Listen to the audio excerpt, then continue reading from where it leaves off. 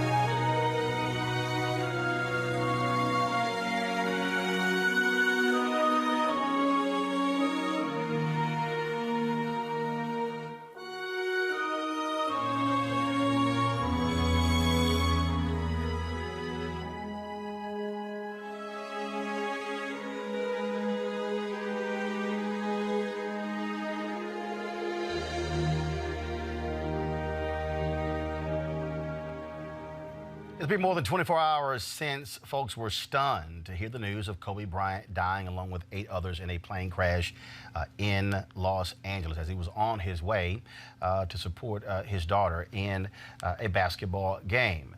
He, along with his 13-year-old daughter, Gianna, died Sunday in that helicopter crash in the L.A. area. 7 other folks were killed, according to Los Angeles County Sheriff's Department. Those folks include John Altobelli, the head baseball coach at Orange Coast College in Costa Mesa, California, who played baseball at the University of Houston. His wife, Carrie, their daughter, Elisa. Also on board was Peyton Chester, a 13-year-old basketball player, and her mother, Sarah. Also, Christina Mauser, also a coach, was killed, as well as a pilot, Ara Zobayan. Now, according to police department spokesman Josh Rubenstein, they took off under foggy conditions in Calabasas, California. Visibility was so low Sunday morning that Los Angeles police, they grounded their helicopters, which normally fly every day. And the official cause of the crash has not been determined.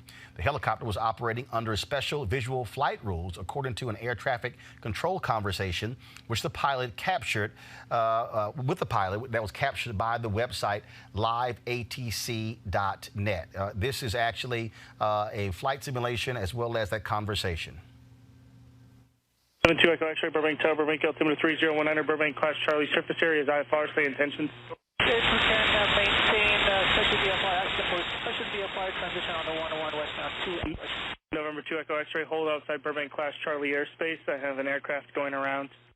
2 Echo X-ray, holding.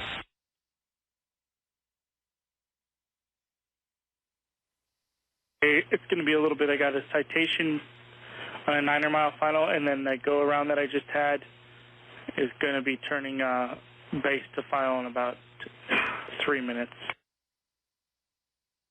Okay, we'll continue holding 2 Echo X-ray. November 2 Echo X-ray, and for your planning purposes, you can expect to transition to the north side of the airport.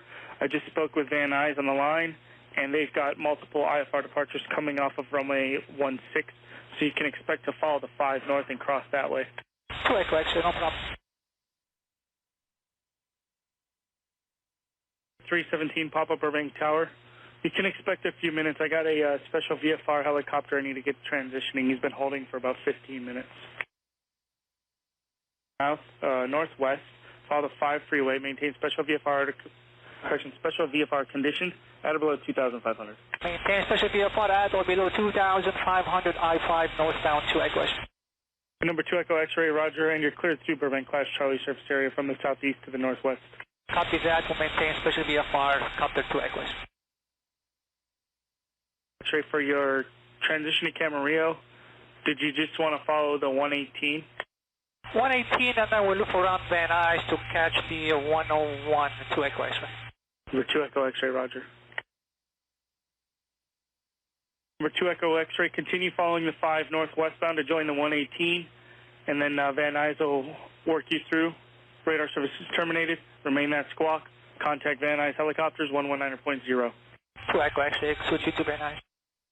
Van Nuys helicopter 2 Echo X-ray with you for the special VFR transition. We are currently at 1400.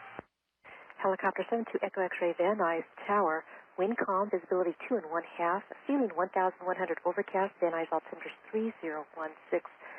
Cleared into Van Nuys Class Delta, northeast of Van Nuys along the 118 freeway westbound. Advise when you're in VFR conditions or when you're clear of the Van Nuys Class Delta. Transition at or below 2,500 permitting. 2 Echo X-ray, advise in VFR condition, and then we'll stay on the 118. We're currently at 1400, and we have 0235. Helicopter 2 Echo X-ray, thank you. And once you clear Van Nuys Delta, did you want to talk to SoCal? Affirmative, 2 Echo X-ray. Tower for 2 Echo X-ray, can we go ahead and start turning to the southwest close to 11?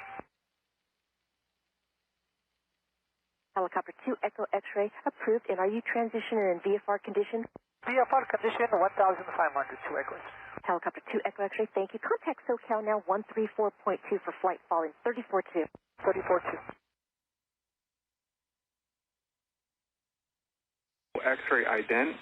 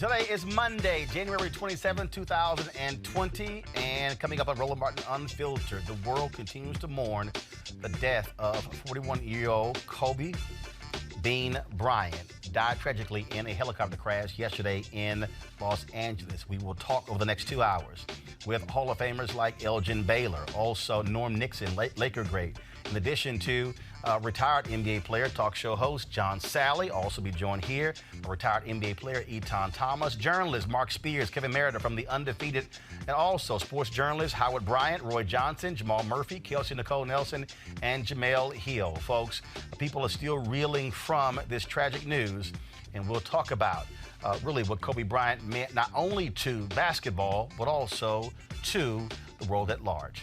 It's time to bring the funk on Roland Martin Unfiltered. Let's go. He's got it. Whatever the miss, he's on it. Whatever it is, he's got the scoop, the fact, the find. And when it breaks, he's right on time and it's rolling. Best believe he's knowing. Putting it down from sports to news to politics. With entertainment just for kicks, he's rolling. It's on go, roll, y'all.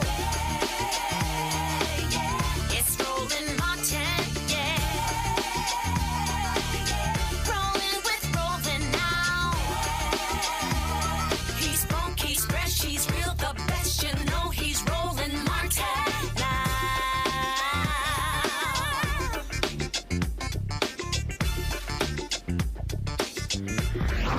Martin.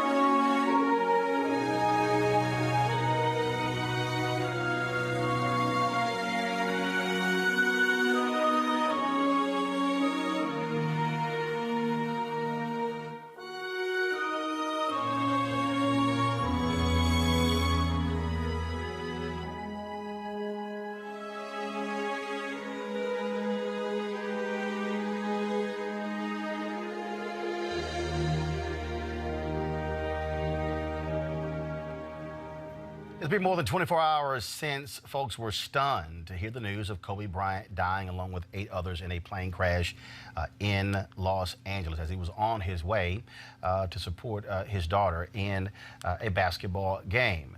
He, along with his 13-year-old daughter, Gianna, died Sunday in that helicopter crash in the L.A. area. 7 other folks were killed, according to the Los Angeles County Sheriff's Department. Those folks include John Altobelli, the head baseball coach at Orange Coast College in Costa Mesa, California, who played baseball at the University of Houston. His wife, Carrie, their daughter, Elisa. Also on board was Peyton Chester, a 13-year-old basketball player, and her mother, Sarah. Also, Christina Mauser, also a coach, was killed, as well as a pilot, Ara Zobayan. Now, according to police department spokesman Josh Rubenstein, they took off under foggy conditions in Calabasas, California.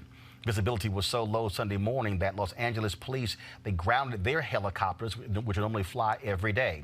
And the official cause of the crash has not been determined. The helicopter was operating under special visual flight rules, according to an air traffic control conversation, which the pilot captured, that was captured by the website liveatc.net. This is actually a flight simulation as well as that conversation. 72 Echo X-ray, Burbank Tower, Burbank altimeter 3019, Burbank class Charlie, surface area is IFR, stay in tension. If we can maintain special VFR transition on the 101 westbound 2. November 2 Echo X-ray, hold outside Burbank class Charlie airspace. I have an aircraft going around. 2 Echo X-ray holding.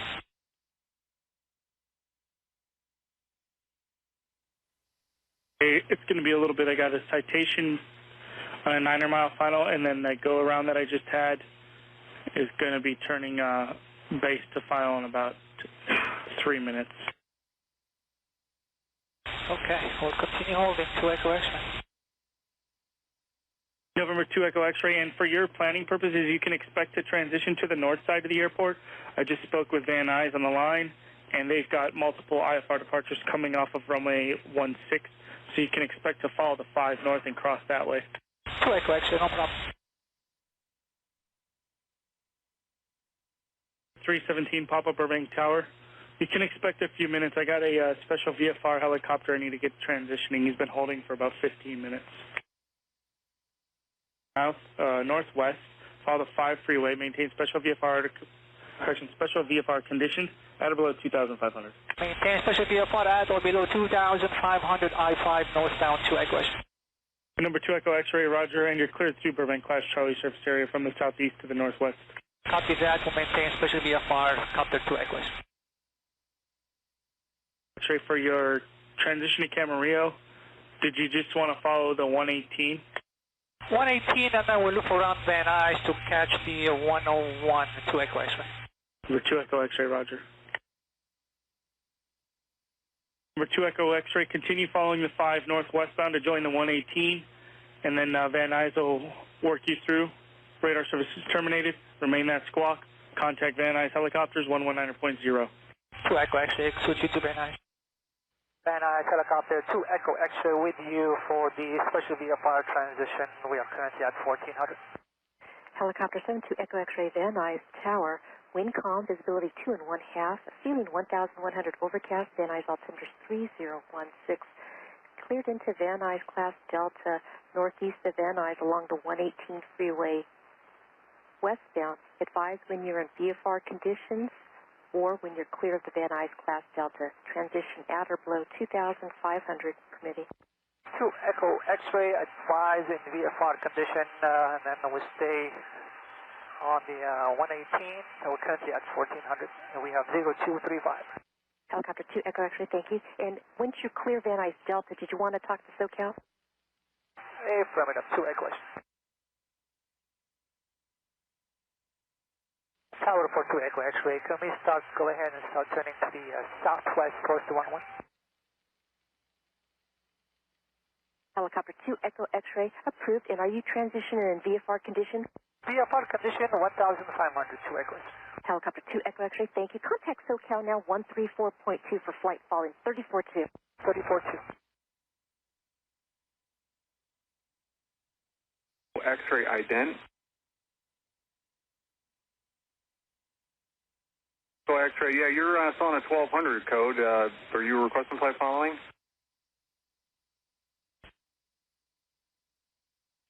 Two Echo X-ray, what do you say intentions? 2 Echo X-ray, you're still too low level for flight following at this time.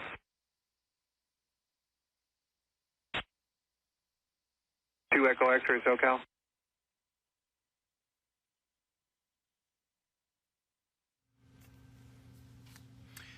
A witness in an interview with Extra TV talked and described those final moments, what he heard and then what he saw. Here is that conversation. You expected. Tell us what you saw, what you heard, and then what you did. I didn't see much. I finished up my preparations for a rehearsal before services, came out to get my earphones in the car. I was standing in the parking lot. This is about 9:43. A lot of clouds, very low ceiling, deck, and I heard a helicopter coming on a slow left-handed turn, probably from the freeway from Lost Hills. And as it got above me, it was almost directly above us in the parking lot, or these condominiums here, moving very slowly, maybe 3, 4, 5 miles an hour. Wow. So it was a hover, searching hover, but I could tell from a sound engineer with sound pressure, you could tell it was the altitude was low. So I listened, I looked directly up, and I couldn't see it. So it had to be up maybe 100 or 150 feet in the cloud deck, because I wasn't seeing any disturbance. If the helicopter's in a hover, its rotor wash is going to be throwing a lot of air down. I didn't see any disturbance in the clouds. So I just listened to it. My alarm bells went off because I'm going, this is awfully low. And I knew that we got the terrain over there. He hit it off on an easterly track, went right over the Los Virginia Water District building right there, and still in that little bit of a left-hand turn, and about 20 seconds later from when it was here, heard the impact. What did the impact of the helicopter sound like to you? It was not very loud. You could hear the crushing and collapsing of fiberglass, plexiglass. I did note the thing that stuck in my mind is when it impacted, the rotors stopped literally immediately. There was no secondary. The rotors weren't like breaking off and hearing things fly off. It just all stopped. So, however the impact happened, it ended very, very quickly. I hope that the occupants didn't suffer because it was very, very quick. Because it went silent within just a thump, and no explosion in the sky. I was not in a visual standpoint because of the trees in the building. The property manager Jerry, whom I work with, was standing right over here by the marquee, and he was on the phone talking to somebody, heard the impact, and looked over, and he saw the smoke because he had a visual line of sight. The clouds were low enough that the helicopter went in basically right at the cloud line. He must have just come out of it, but he flew probably straight to the hill. That's why I think he went in rotors first, because everything just immediately stopped. And then, what did you see after that? Was there smoke? Were there flames? Once I immediately pulled out my phone, called 911 within 45 seconds. I was on with dispatch. They transferred me to fire department dispatch. Was speaking to them. The sheriffs were already overshot and were heading down to Mulholland Highway. And I said, they're going too far. It's not at Mulholland. It's right here at the Water District, because I know it was flying in an eastern track. It's a lot farther up. So dispatcher said, I've lived here for 50 years and I know each canyon and location. She says, I'm glad you know where everything is. And then within 4 or 5 minutes, from three different directions, 3 different fire units, sheriff, search and rescue, all appeared. Thank you for calling 911. It's a terrible tragedy. It is. I think he was just disoriented. I didn't hear any malfunctions on the aircraft. Apparently, Kobe's helicopter was a twin turbine, so he had power, and it sounded like he was in control because it was in a slow. It's hard to control a helicopter when you're in a hover or a slow. You've got to have command of the aircraft. So I think he just was disoriented and he did not know where he was. So I came out here about 2 hours, 90 minutes after it happened. It was still foggy. Yeah. There was no blue sky. Is that usual to see that kind of weather out there? I met one of the residents who's lived here for 17 years. He said all the time that he's lived here, right in this condo here, he says he's never seen the clouds or the fog so dense or so low. Really? The music director that I work with was coming up from Montanito, halfway to Malibu from here, 4 miles away. He said there were no clouds where he was. So apparently we have these, these local little microclimates, and the property manager, who's been here for 10 years, says this particular little bowl here has a tendency to generate a lot of clouds and fog from time to time. Thank you for watching. If you want more. Again, that was courtesy of Extra TV. Of course, front pages all across the country gave an indication of, again, how significant this loss was. This is the front page of the Los Angeles Times. Kobe Bryant dies in crash. Other newspapers, the New York Daily News, a photo of Kobe, but also one with his daughter as well. Also, this is the Hispanic newspaper there in Los Angeles that also focused on Kobe Bryant. New York Post, you have Philadelphia Inquirer. This, of course, the hometown of Kobe Bryant, where he was born. His dad, of course, played basketball in the NBA in Philadelphia as well. The Los Angeles Daily News. The LA Times also had a special section dedicated to Kobe Bryant today. This is the Tampa Bay Times. Again, front pages all across the country as media outlets shocked by the news of the death of Kobe Bryant. This, of course, the Wall Street Journal. Very rare, of course, you would have sports stories on papers like the Wall Street Journal make the front page, but Kobe Bryant simply was not an NBA star, was more and beyond just even an NBA legend, was a world icon. And so folks have been reacting in so many different ways. Yesterday, as news broke of the death of Kobe Bryant, the Los Angeles Lakers were actually flying back from Philadelphia, where they had played, and helicopters captured this video of LeBron James on the tarmac as soon as they landed. Quite emotional because you guys can go and roll the video. The night before, he surpassed Kobe Bryant in terms of most points ever in NBA history. And so when you see this video, you'll understand, again, the emotion of LeBron James in terms of, his reaction. The players were stunned. He was greeted by folks on the tarmac, hugging. You can see him noticeably sobbing. So many other people. So, guys, let me know when that video is ready. I want to introduce our panel. Joining us in studio, Etan Thomas, a retired NBA player. He joins us.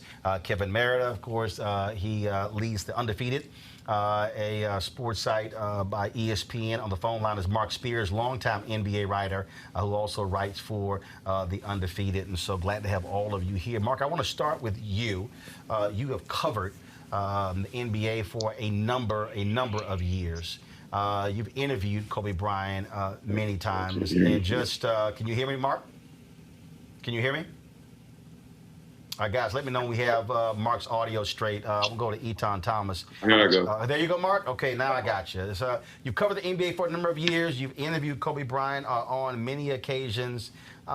Just your thoughts on, again, losing someone of his stature at the age of 41. You know, I haven't really been reflecting much on the basketball part. I've been reflecting a lot on the person. He was the most unique basketball player I've ever been around. Extremely bright, knew several languages, was thinking about post-basketball, after basketball, quick-witted. He thought he'd have a master's degree, even though he wasn't educated. He was just a remarkable, cool person who made everybody he spent time with feel like they really knew him and were a friend. And he's just, I'm still trying to process this, man. I think it's not just NBA fans, but the world is, and hasn't really sunk in yet. Kevin Merida and Etan, I'll go to you. You played in the NBA, and I go to All-Star Game every year, and people I don't think really understand the reverence that players have for the game's legends in terms of how they treat them, how they receive them. Every year there's the Legends Brunch, the special seating for legends at the game as well. And so for the public, not really understanding that dynamic. But for you, he was also a peer. Yes, I mean, we were part of the same high school class, class of 96. You know, he went on to the NBA, and I went to Syracuse University. And, you know, I saw parts of Kobe Bryant, you know, and that everybody else didn't quite see all the time. You know, you see a lot of players right now pouring out different stories and telling stories of interactions that they had with Kobe Bryant, you know, outside of basketball. And, of course, you could tell basketball stories all day. But, you know, the part that I really loved about him was him as a father. And, you know, seeing him, he coaches his daughter's AAU team, and seeing them with his daughters, and, you know, that clip where he's next to his daughter at a game and they're like breaking down specific things about the game, and she's nodding her head and he's really teaching her, and those are like precious moments. And those are the moments that, I mean, you know how I feel about the you know, the way that black men are portrayed, especially as fathers, especially black athletes. I wrote a book on fatherhood that you were a part of. And everything that he showed was kind of negating that preconceived notion that black men are not part of their children's lives. And he showed quite the opposite. And so he was much more than just a, you know, tremendous basketball player that won championships and, you know, scoring titles and everything like that. That's all great. But him as a human being and a father and a husband, you know, he was special. Kevin, from a media standpoint, you see this reaction, and I said this yesterday. Probably the last major sports figure in terms of someone on that level. You've seen other athletes who've actually passed away. I would dare say it's probably Dale Earnhardt. But even him being a NASCAR driver, one of the greatest in NASCAR history, this is on a whole different level. And Richard Jefferson said this, and I totally agree with him yesterday. He said the passing of Kobe Bryant is on the level of when Michael Jackson died, when Prince died, when Whitney Houston died, when a John Lennon was killed. Yeah. Well, look, basketball has become globalized. You know, the NBA has been very successful in moving that sport elsewhere. Obviously, it has had a good tradition in Europe, but they brought European players to the NBA, and it spread into China, and Africa Basketball League was about to start, and so Kobe came of age in that era. He's also part of another really important phenomenon is the high school athletes going to the pros. He was right at the cusp of when that took off with Garnett and then him and then Tracy McGrady, who gave another moving testimony. And we saw young players succeeding at a very young age. You know, he was the youngest player to ever play in the league. And I think that people came of age with Kobe Bryant. And it's interesting because, you know, you play in the profession for 20 years, and his accomplishments, 5 championships and 18 All-Star games, and all these things are fantastic. But 20 years, he leaves that sport, and by most standards of careers, is still a pretty young man, you know. Right. But he became an elder statesman in his sport, and so there was the opportunity of people both to come of age with him and then observe him making that transition as an elder statesman at the young age of 41. On the night before he was killed, LeBron James, as I said, surpassed him in terms of on the all-time scoring list. This is LeBron talking about Kobe Bryant on Saturday night. When I was a kid, when I was in high school, I was growing up through the ranks when Kobe came into the league. He was, it wasn't a dream of mine to come straight, from high school at that point in time to the NBA. But I was like, wow, a 17-year-old, 18-year-old kid being able to make that leap, that's pretty damn cool. And as I started playing more ball and I went into high school, the things that he was doing on the floor, I, admired and wanted to be a part of. I went to ABCD camp. And he came and talked to all the kids that was there, and I happened to be one of the kids that was there, and I was just listening. I was just trying to soak everything up I could, and I remember one thing that he said. He was like, if you want to try to be, great at it, or want to be one of the greats, you got to put the work in. There's no substitution to work. And I was a 15-year-old kid at that camp. You can actually find the footage of him at that camp. And in 2001, I believe I was playing in New Jersey, and the All-Star game, if I'm not mistaken, and y'all could correct me, it was in Philly, right? Yeah, that Saturday, me and Maverick drove to the Intercontinental downtown Philadelphia, and he gave me a pair of his shoes, which I ended up wearing that following night. It was the red, white, and blue Kobe's. I was a 15, and he was a 14, and I wore them anyways. And I sat and just talked to him for a little bit. He gave me the shoes. I rocked them in the game. And it was the same night that we played Oak Hill against Melo. And then I saw what he was able to do the very next night, winning MVP here in Philly. That following night. As I got drafted, I still just admired him. Seeing what he was able to accomplish, winning championships, having, being early in his career where, he learned from the misses that he had against the series against Utah, and he just used that as motivation and got better and better and better to him winning multiple championships, and continued to admire him throughout my high school rank. And then as competitors, just seeing the work ethic that he put into the game. He had 0 flaws offensively, 0. You backed off of him, he could shoot the 3. You body him up a little bit, he can go around you. He can shoot the mid-range, he can post. He can make free throws. He has 0 flaws offensively. And, you know, that's something that I admired as well, just being at a point where the defense will always be at bay, where they couldn't guard you at all offensively, where you just felt like you was just immortal offensively because of your skill set and your work ethic. We take it down to 2008 where we become the Redeem team, and it was a dream come true for me to be able to line up alongside of him. Just admiring him for so many years, and seeing him from afar, and then being able to be in practices with him, and you know, me watching and learning. So on. I mean, it's just too much. It's just too much. The story is just too much. It doesn't make sense. And just to make a long story short, now I'm here in the Lakers uniform in Philadelphia, where he's from, where one of the first time I ever met him, gave me his shoes, he won All-Star Week. It's surreal. It doesn't make no sense, but the universe just puts things in your life, and when you live in the right way, or you just giving everything to whatever you're doing, things happen organically, and it's not supposed to make sense, but it just happens. And I'm happy to be in any conversation with Kobe Bryant, one of the all-time greatest basketball players to ever play, one of the all-time greatest Lakers. The man got 2 jerseys hanging up in Staples Center. It's just crazy. Kobe actually posted a tweet continuing to move the game forward. King James, much respect, my brother, number 33644.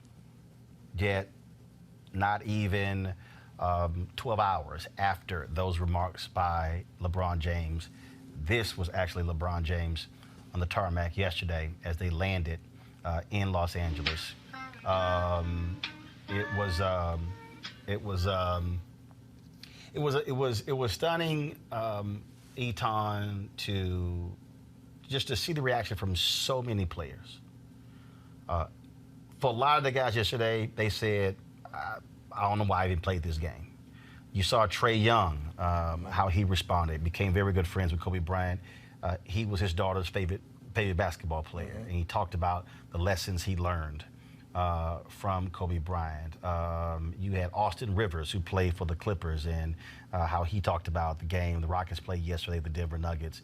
Many people on social media were saying they were very surprised that NBA did not cancel games because Tyson Chandler, who played with Kobe Bryant with the Lakers, who's now with the Houston Rockets, and it was just emotional, sitting on the bench, just shedding tears. I think people forget that you guys are humans. Right. I think people forget that emotions are real. Loss is loss. Yes, they definitely do. And, you know, it's interesting seeing people's reactions because they don't understand. I mean, as you just see different NBA players telling personal stories about Kobe, you know, I had my own. I mean, after my heart surgery, you know, while I was here with the Wizards, he came up to me right before we played the Lakers, right in the Verizon Center. And as soon as he saw me, he made a beeline right to me, gave me a big hug. You know, he said, hey, I've been praying for you. You know, as soon as I heard that you were having heart surgery, you know, I haven't stopped praying. You know, and I was just like, oh, I appreciate that. You know what I mean? But everybody's telling these different stories because then you have people outside of basketball that have another view of Kobe. And that has been spilling out now as well. And it's interesting because, you know what? You understand social media, and you understand people bring up bad things at the worst times and things of that nature. But my response to that was like, it hasn't even been 48 hours yet. Like, give the family a chance to breathe first before you start bringing up all the negatives and all the things that you don't like about him and different things in his past. And I've seen that on people outside of the NBA, not in the NBA, people who knew him and had contact with him and were affected by him and, you know, who he had impact on their lives, but outside of the NBA.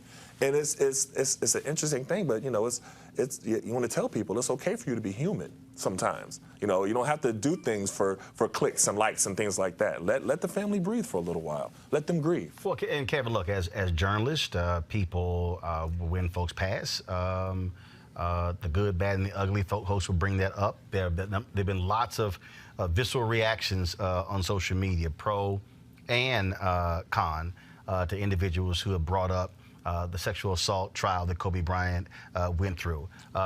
Folks have been, tweeting out those stories. Others were saying absolutely, but bodies hadn't even been recovered before you can bring those things up. And so what's also, I think, interesting also about this is that, to Eton's point, people from the outside have a totally different perspective. There's the commercial of all the haters of Kobe Bryant, and Nike put this out where he was sort of just encouraging them. I want to pull it in a second to continue to sit here and yell at him. But again, that's from a fan standpoint. But it's also when you don't understand, you know nothing about that person. You know nothing about, you've never had a conversation with them. You don't know anything about their history and their past. And I do believe that when someone dies, especially when someone dies at the age of 41, when you begin to hear these things, it gives people a totally different perspective on a person's humanity beyond what we think we know. Yeah. Well, look, we are, the American culture is one of celebrity. You know, we celebrate celebrity, and while, yeah, there are going to be some people tweeting out stuff, I think the preponderance of outpour is really the remembrance and the celebration of Kobe, and I think that is classic for how we are as a culture. I mean, you know, even if we don't know people, we think we know them. We have some moment. We were at a game. We remember something. We're shocked by death, and you know, you brought up Dale Earnhardt, but you know, you and I both know Roland in politics, you know, JFK Jr., Princess Di, other major deaths that had the world galvanizing around them, and everybody processing these public figures, even if they were many, you know, miles removed from them and no personal contact. And I think that's just our nature. Sometimes you can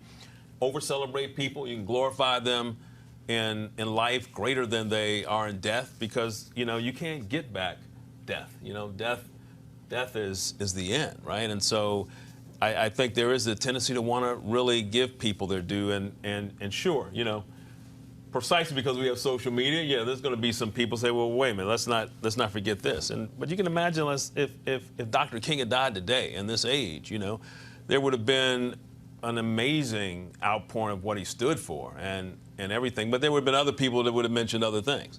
And we can most recently talk about Muhammad Ali. You know, Muhammad Ali died a month after we launched at the Undefeated. You know, it was our first kind of trial by fire of our platform, and I thought we did an excellent job of bringing every single dimension in, because people of that magnitude are worth complexity. They were complex, and they're worth not just looking at through one lens, you know, because we all have multiple identities, you know, not a singular identity. And just as there were a lot of people going back to Ali, everybody were talking about how courageous he was, and some of the same people who, at the time when he was being courageous, people were saying he was a traitor to the country. So a lot of times people come full circle in death with their opinions when those opinions didn't exist in life. And I just think that overall what we know is death is hard to stomach, and it's hard when you've suffered it in your personal life. I'm sure all of us have. I know I have, and you struggle, you grieve differently.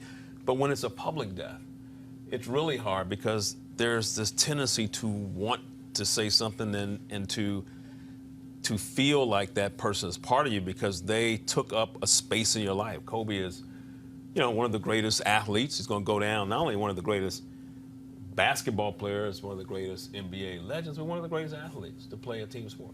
I think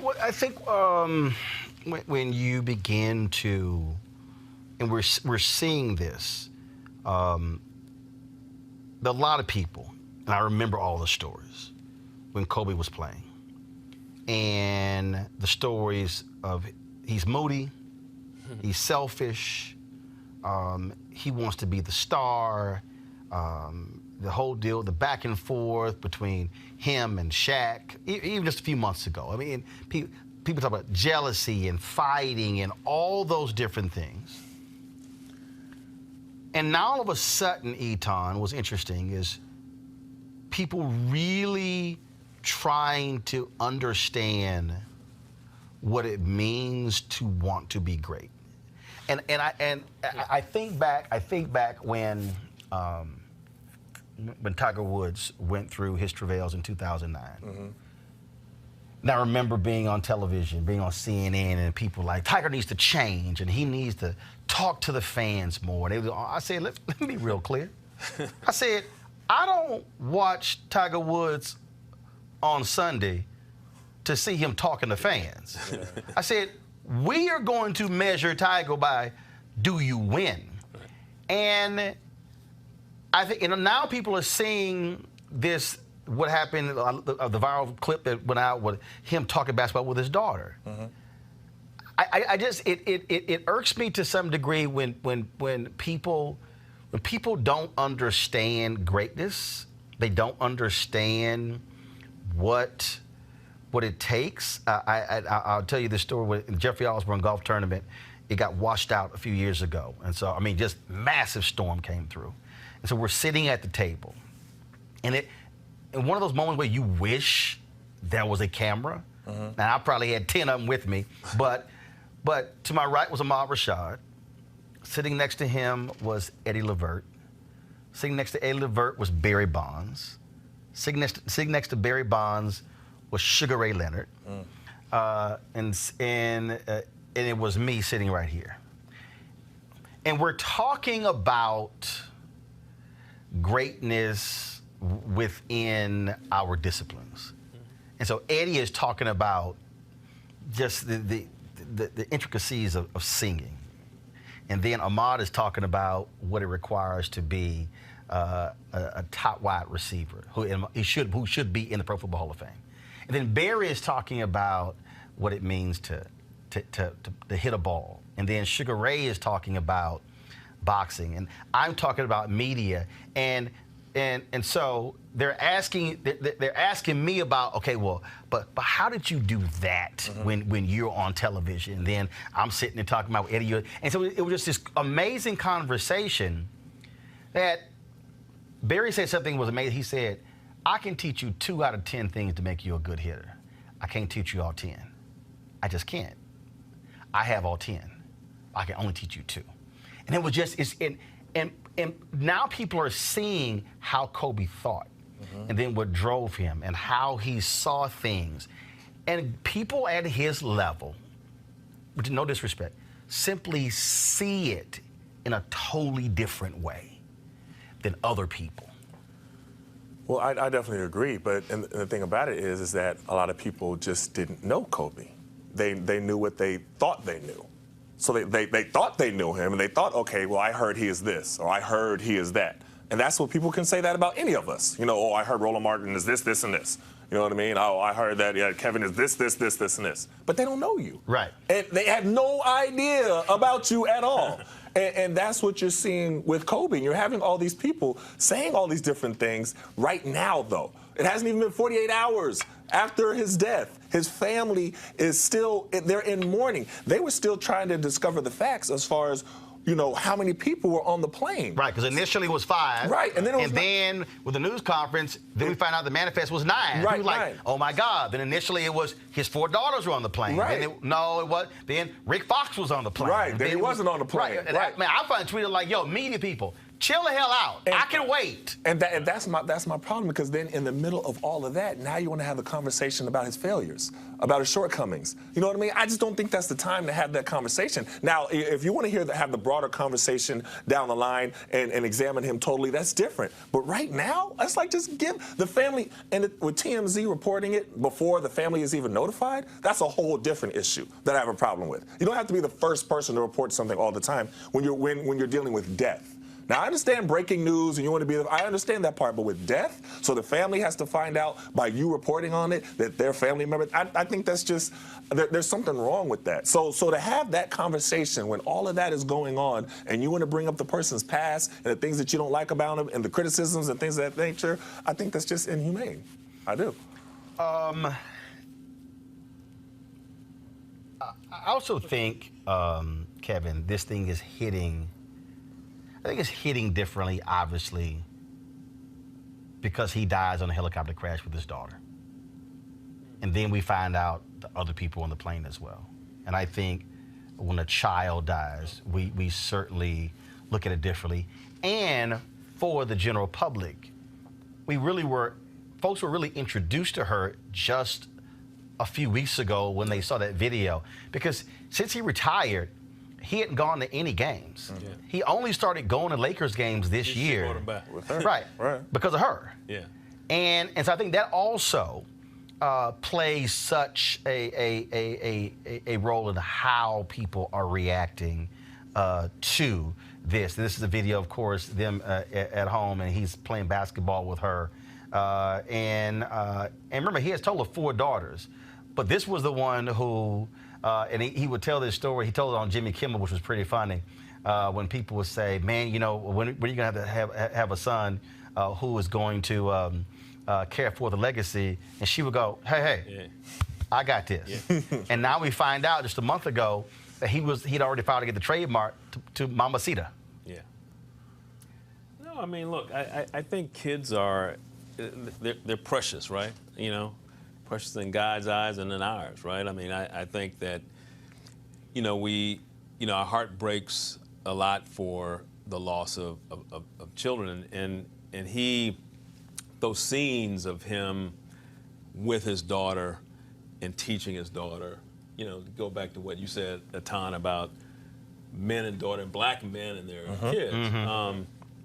You know, it's just so it makes the loss even greater, right? Mm-hmm. And she, you know, was developing, right? And she was good, right? And so, you know, going back to that thing you said about greatness was sticking with me. I wish I could have been at that conversation. Dude, but, it was crazy. But I do think that there's so much greatness, and I'm an admirer of it. You know, I don't care if, you know, I'm in a jazz concert and I'm watching somebody. I don't care if it's Cyrus Chestnut or whoever, and I'm watching the keyboards and just thinking, like, how did they create that? And it's a thing that I think we all in our professions and disciplines, even if you do the thing, you know, I'm reading some work and say, man, this is some beautiful paragraphs. Right. And you're just trying to absorb how does a person become what they become in their discipline. One of the things that people have mentioned about Kobe was just that fierce competitiveness, and then you're combining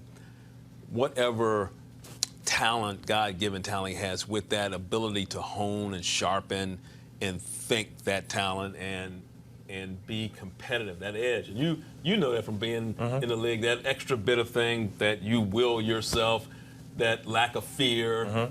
You know, they played that clip many times where Matt Barnes, him having a little bit of a skirmish, and Matt does the ball like that, and Kobe doesn't flinch.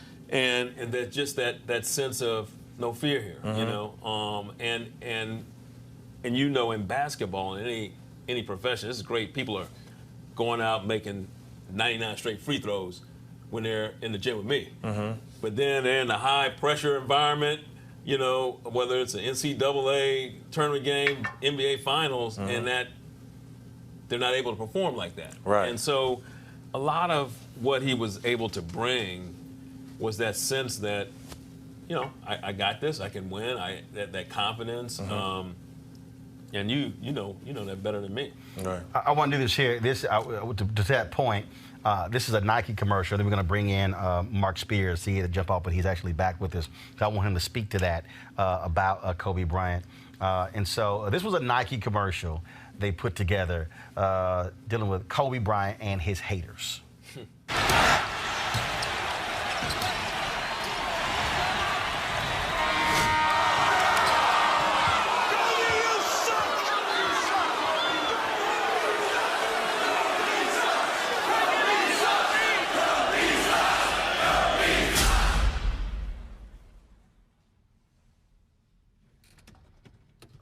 I've been hating you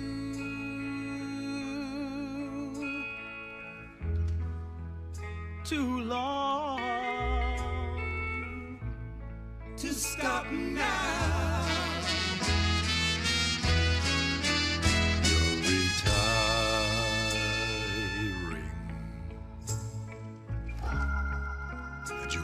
be free. My hate was growing stronger as you became a habit to me.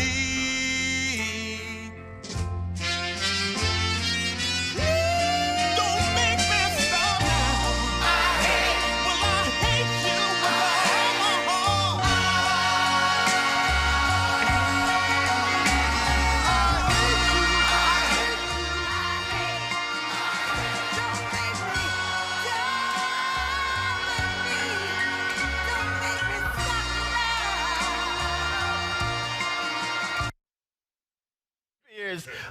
There's an amazing commercial, but again, I mean, this was a guy who came into the league who said from the beginning, when this is all over, I want to be one of the absolute greatest, and I want to be even greater than Michael Jordan.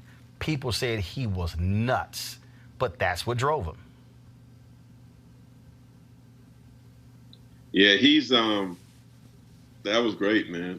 And it's funny because they always say when a player is told that he sucks, that means they're great. Right? You don't leave that for no average player. Just that every time he showed up, you thought you'd see something special. Like that game when Kobe had the 81. That Lakers team was trash, man. It wasn't a good team, but people kept going to the games because you never know. Hey, what is Kobe going to do? What is Kobe going to do? It was always about what is Kobe going to do. In the city of Los Angeles, known for entertainers, actors, singers, Fred Astaire, you know what I mean? Denzel Washington, Jack. I think he's the greatest entertainer they ever had. He was a man that was able to bring Hollywood out of Hollywood into downtown or to Inglewood. You think Kobe was greater than Magic Johnson? You think Kobe was greater than Magic? Oof. Well, I think Magic is the greatest player of all time. Well, you just said that, so I just wanted to make sure. But I do think he was loved more than Magic. As hard as that is, I don't know that there was a politician, a singer, an actor, Michael Jackson included, every actor included, Magic included, Kareem included, Shaq, that I think that city loved more than him. You got to really love somebody to hate LeBron James when he comes in. I think the Lakers fans love him so much that they felt guilty loving one of his rivals, which shows you how much they love him. The outpouring of people at Staples Center, the memorials around the world, and it's not just basketball. You see it in soccer. The Sports Center, Sky Sport of England. All they're talking about is Kobe today. They're not talking about soccer.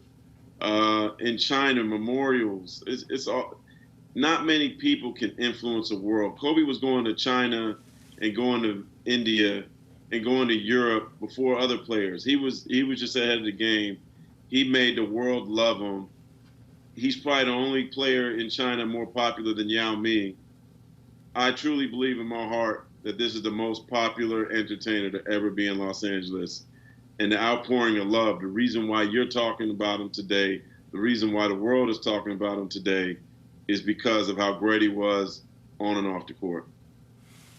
Journalist Jamal Murphy joins us right now. Jamal, welcome to Roland Martin Unfiltered. Thank you for having me.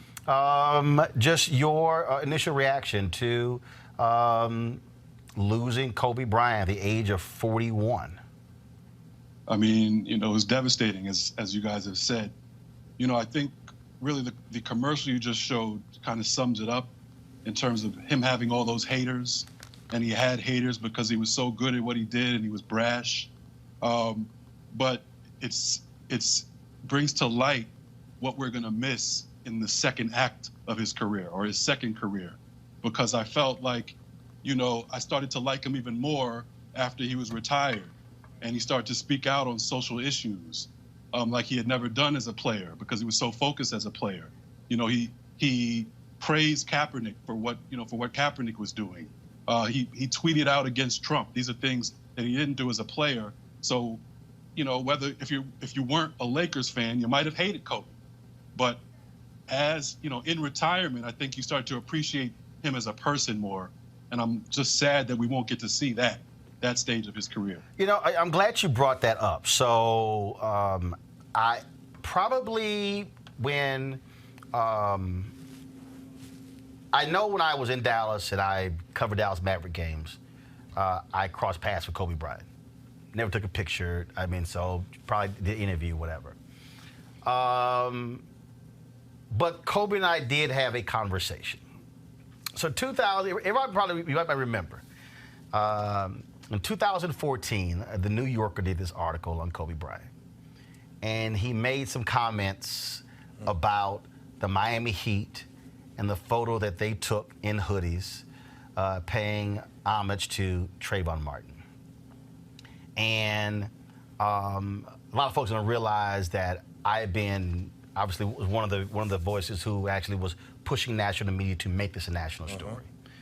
Was communicating directly with Dwayne Wade and others saying it's important to do something. And then it was after that, D. Wade hit me up thanking me for pushing this issue and pushing players. So when I saw the comments, I then said, because the year before, Jim Brown had made some comments about Kobe Bryant not understanding African-American culture. And I think I put some tweets out, and I said, y'all remember what Jim Brown said? He was right about Kobe. And I said, it was a couple of tweets that I put out. So I'm in Boston. I think I had spoken at MIT, and I'm at the airport, and my phone rings. And it's Kobe Bryant. And I'm sitting there like, I don't know how in the hell he got my number. And I think what happened was him or his people called my office. And my folks did not tell me it, but they told me later, called my office, got my phone number. And so he calls me. And he wants to talk about my comments. Now, here's the deal. I ain't scared of nobody. I've written and went after Oprah. I've hit all kind of people. So I'm like, okay. Like, you ain't the first celebrity I've hit. And so we had this, it was probably about a 20-minute conversation as I was, and the flight was boarding, but I got on last that he finished his conversation. And it was a really interesting conversation, a back and forth, because I shared with him exactly why I felt he was wrong in his comments. And he talked about how he felt that his comments had been taken out of context, and then I explained to him, I said, well, this is also why you need to understand when the writer is writing, they control what all comes out. And it was this really interesting conversation, and so, and he said, hey, hopefully we can get together next time you're out in LA. And Mark Spears, it bothered me that, because, and what the crazy thing is, like literally in the last 2 weeks, when I went to Ghana, I lost, both of my phones got wet, and I realized my stuff was not backed up. It was a bunch of numbers that I didn't have, or a bunch of numbers that I lost. And I was just checking different names to see if I still had their number, and I had checked to see if I still had Kobe's number. And in the last 2 weeks, I literally said, you know what, we never connected. That was the only conversation we had. I had his cell phone number the whole time. I may have sent him a text or two. But we never connected after that. But it was interesting it was interesting to me, Mark, that he wanted to have that conversation directly with me. And he would have had it with you. And my trick is I always ask for emails, because them dudes change their phone numbers all the time. Very true. Very true. And I want my bosses there, Kevin Barrett. I want him to hear this. I was actually going to email Kobe today in hopes of getting an interview in the next couple of weeks or next month or so about the Hall of Fame, because he's going to make the Hall of Fame, and that's going to be another emotional moment when he gets into Springfield in late August, early September. And I just wish I would have sent that message earlier, just to have a last interaction with him. I often talk to him via email, and as I said, he's a guy that cared about you as a person. I sent him an email when I got the job at the Undefeated, and he knew some of my frustrations before, and he's like, look, congratulations, and bring what you're capable of bringing. I felt like he was my coach, you know, and he was good at bringing things out of people and learning who he was going to meet and beforehand and making them feel comfortable. And anybody that met him and got time with him, you guys know what it's like when you talk to celebrities and they're just passing by and just shaking hands and kissing babies. He hugged you. He gave you a moment. He asked you about you. And, you know, I remember seeing Muhammad Ali doing autographs in Louisville, Kentucky for 90 minutes. I always remember Kobe Bryant giving every person that he met with after a game time, energy, asking them about themselves. It wasn't all about him. And I think a lot of athletes can learn from him, entertainers, singers, people. Jamal, you mentioned what he was doing now. And that's also, I think, also one of the saddest things is that we now don't get to see the second act. He was really focused on his media company. We talk about the Oscar, but also they had just put out a line of books, the studio he was developing, because he also understood how vital it was in terms of who controlled the storytelling. And I think if you look at what he's doing, what he was doing, and what LeBron is doing with media, what Kevin Durant is doing, it's amazing how this generation of basketball players really understand. I mean, stuff that Eton, that you're doing as well with media, they understand the power of controlling the narrative. Yeah, no question about it. And, you know, Kobe especially, he was very careful with what he said to reporters. You could tell he was guarded, as a lot of great players are. And, you know, for him, and you could tell once he was retired, he opened up and he decided to tell his story more. And, you know, he brought his daughter into the mix in terms of opening up and allowing people to see what she was doing and that she was going to carry on his legacy. And he was very hands-on with everything he did. So, yeah, it's clear that he was trying to take control of his own narrative and write his own story in the second half of his, you know, in his second career. And like I said, I mean, he had a great career with the Lakers, 5 championships, an MVP, scoring titles. But personally, I feel like he could have been that and more, you know, after his career. This next career here, I'm just so saddened to know that we're not going to see that second act because the beginning of it was so promising. Eton, Tracy McGrady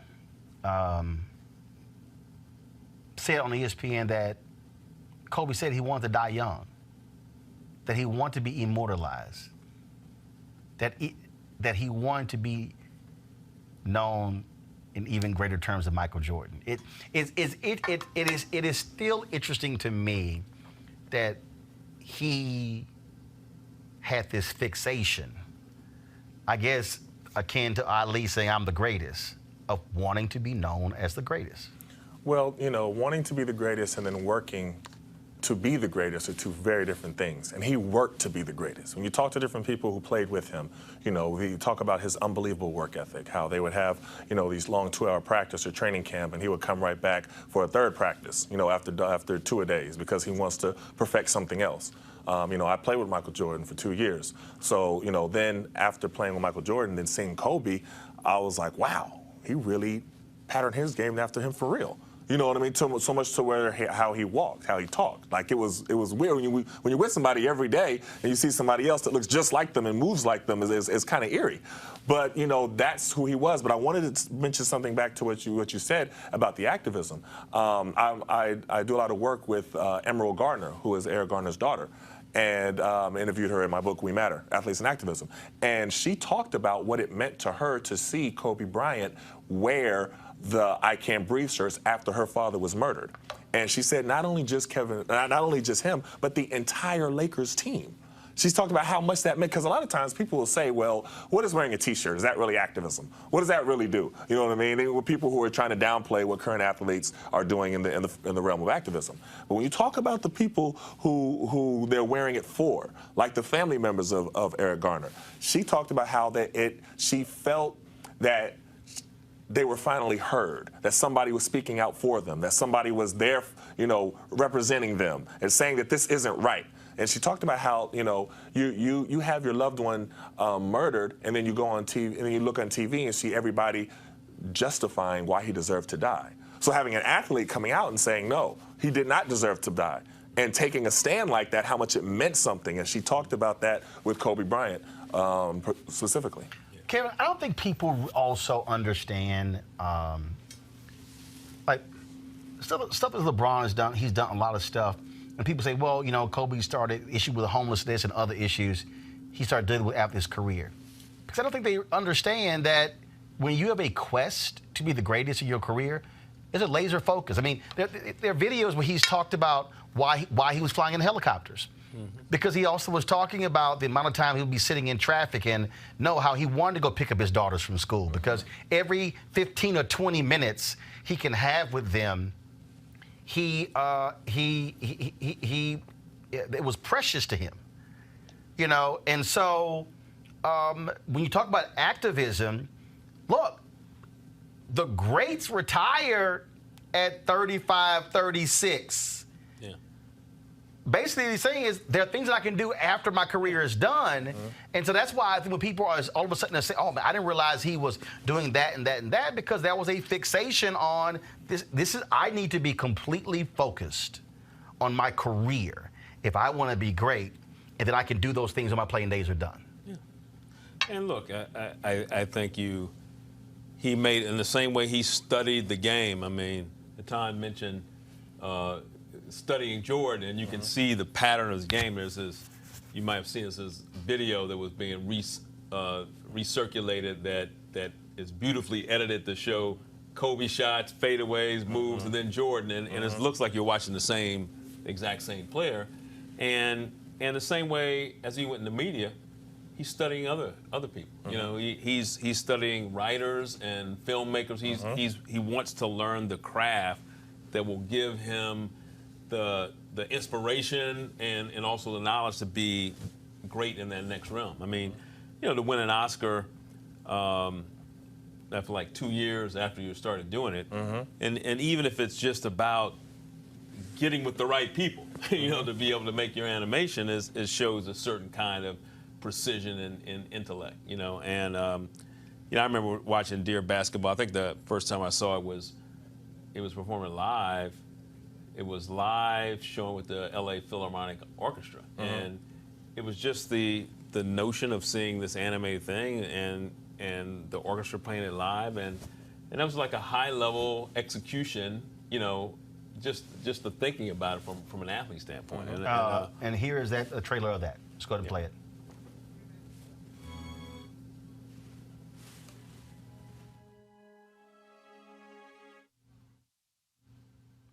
All right, guys. Let me know when we have the trailer of that Oscar-winning short ready.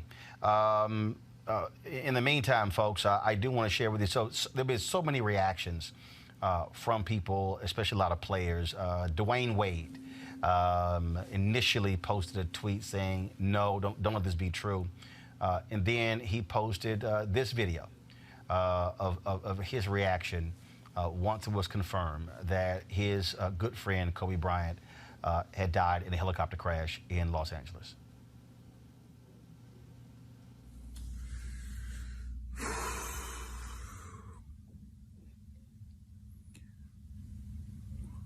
Today is one of the saddest days in my lifetime. It seems like a bad dream. You just want to wake up from. It's a nightmare.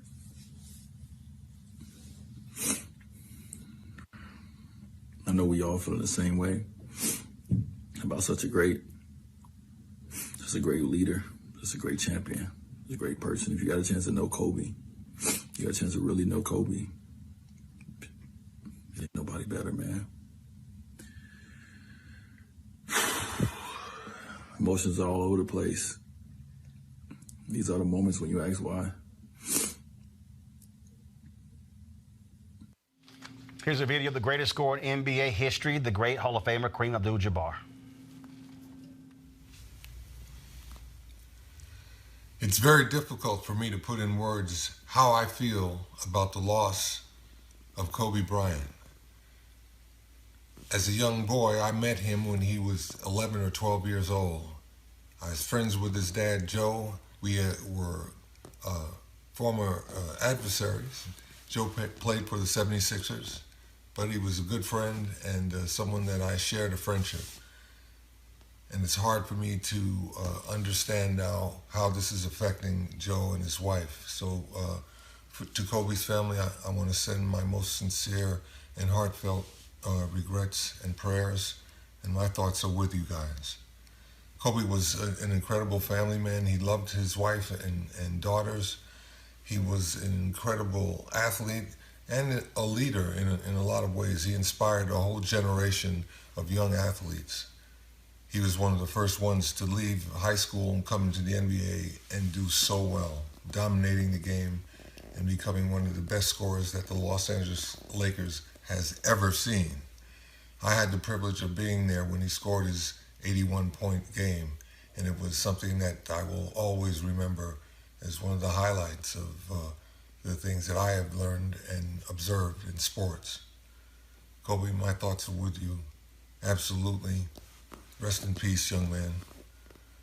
This loss it's just hard to comprehend. Go with God. Here are some of the tweets that were also posted. First off, by the Hall of Fame. We can pull those up. First of all, like I say, so many people have been posting videos, have been posting photos, you name it, with their responses. This, of course, right here. Is Kobe Bryant will be a first ballot enshrinement to the Naismith Basketball Hall of Fame class of 2020, expected to be arguably the most epic class ever, with Kobe, Tim Duncan, and Kevin Garnett. Hall of Fame Chairman Jerry Colangelo said Kobe will be honored the way he should be. This is President Barack Obama. Kobe was a legend on the court and just getting started in what would have been just as meaningful a second act. To lose Gianna is even more heartbreaking to us as parents. Michelle and I send love and prayers to Vanessa and the entire Bryant family on an unthinkable day. Wu-Tang Clan. My thoughts and prayers go out to the family and loved ones of Kobe Bryant. Shocked and saddened to hear he has died in a helicopter accident. A man that transcends basketball and sport in general. One of the all-time great athletes. Colin Kaepernick shared these thoughts. I will remember Kobe as a basketball legend, father, and a man. Watching him and Gigi share the relationship with us is something I won't ever forget. My heart aches for his wife, children, and family. I hope the waves of love being sent to his family can ease some of the pain they feel. His teammate, Shaquille O'Neal, tweeted, there's no words to express the pain I'm going through with this tragedy of losing my niece, Gigi, and my brother, Kobe Bryant. I love you, and you will be missed. My condolences goes out to the Bryant family and the families of the other passengers on board. I'm sick right now, and his son had also released that he and Kobe were actually texting that morning before he took off on that fatal helicopter. Magic Johnson, of course, a Laker great, my friend, a legend, husband, father, son, brother, Oscar winner, and greatest Laker of all time is gone. It's hard to accept. Kobe was a leader of our game, a mentor to both male and female players. Whoopi Goldberg, the actress, rest in peace, Kobe, hero to many, including my grandson, extraordinary athlete, and always kind to me and my family. My deepest condolences to his family. John Legend, of course, who performed last night in a tribute to Nipsey Hussle that also turned into a tribute to Kobe Bryant. He tweeted, I'm so sad and stunned right now in Staples Arena, where Kobe created so many memories for all of us, preparing to pay tribute to another brilliant man we lost too soon, Nipsey Hussle. Life can be so brutal and senseless sometimes. Hold on to your loved ones. We miss you, Kobe. And the final one here is Bruno Mars. Tweeted, Kobe was a real-life superhero on that court, and I'm sure he was one to his family, sending love and prayers to them. This is heartbreaking. Folks, I'm going to go to a break. When I come back, we're going to talk with Hall of Famer and Lakers legend James Worthy. We'll continue talking here with Eton Thomas and Kevin Merida as well. You're watching this Roland Martin Unfiltered tribute to one of the greatest basketball players of all time, Kobe Bryant, dead at the age of 41.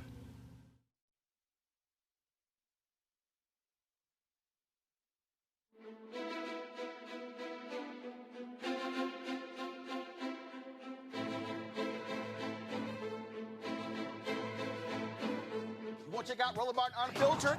YouTube.com/Roland S. Martin. And subscribe to our YouTube channel. There's only one daily digital show out here that keeps it black and keep it real. It's Roland Martin Unfiltered. See that name right there? Roland Martin Unfiltered. Like, share, and subscribe to our YouTube channel. That's YouTube.com/Roland S. Martin. And don't forget to turn on your notifications so when we go live, you'll know it.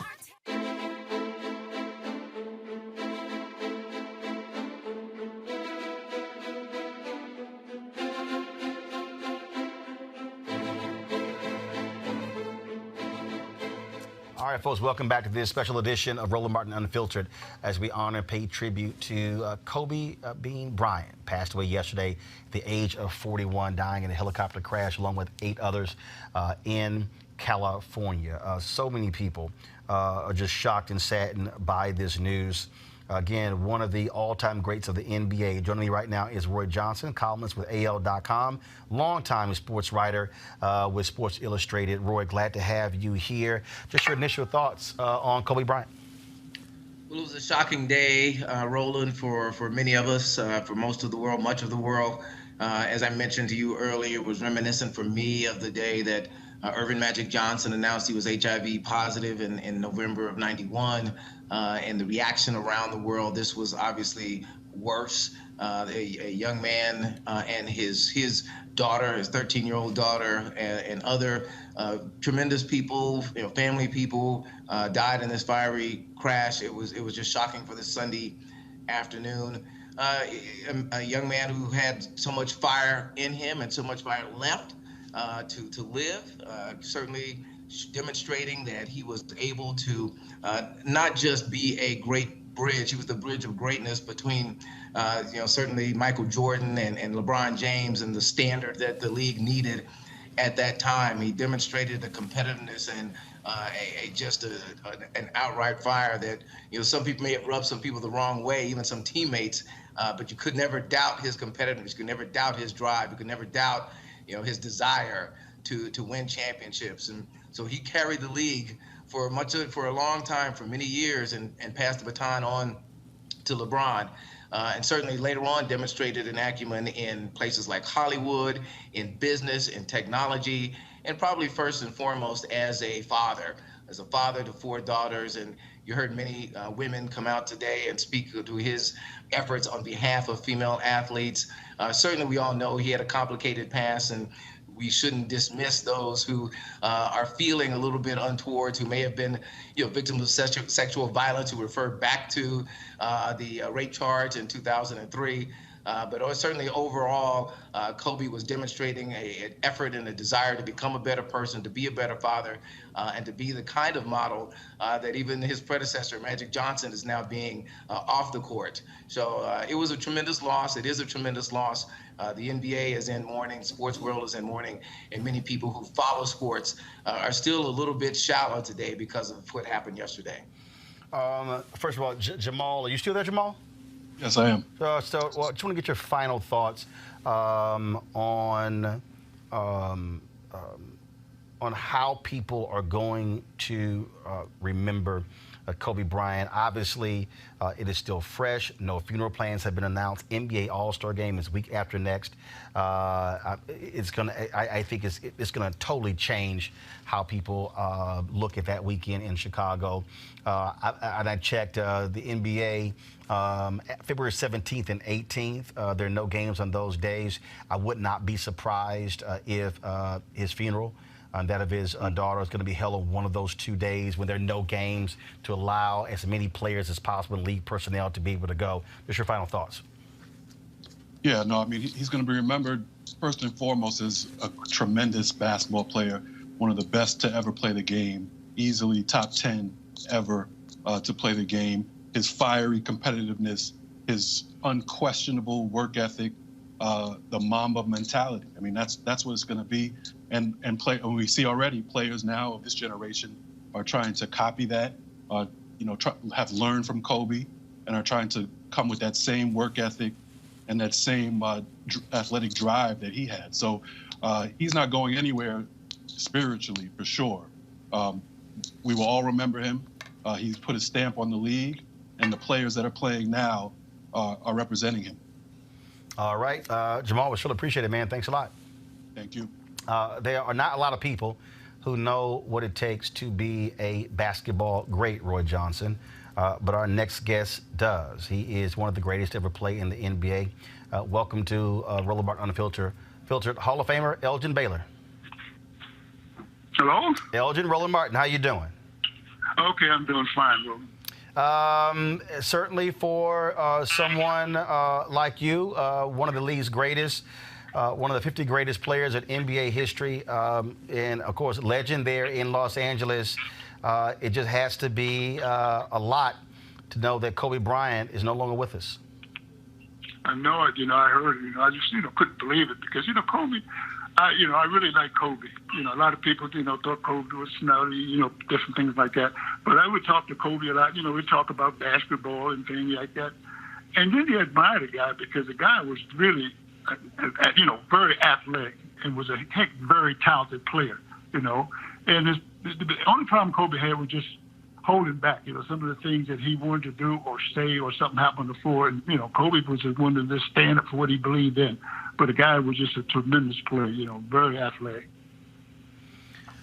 What we had Mark Spears on. He was talking about, look, you've had some great people come through Los Angeles. Obviously yourself, Magic Johnson, Kareem Abdul-Jabbar. We can go James Worthy. We can go, Jerry West. We can go on, Wilt Chamberlain. We can go on and on and on. But describe for folks how significant Kobe Bryant was to Los Angeles. Well, Kobe, it's like, first they said showman, people want to see, Kobe was so athletic, talented. He could do things out there, his body language, in the air, shooting, everything else. And it was interesting to watch, because once he got the ball, everybody was just curious. What is he going to do? What move is he going to make this time or that time? And it was fun, interesting to watch. It was, great talent, and people loved him.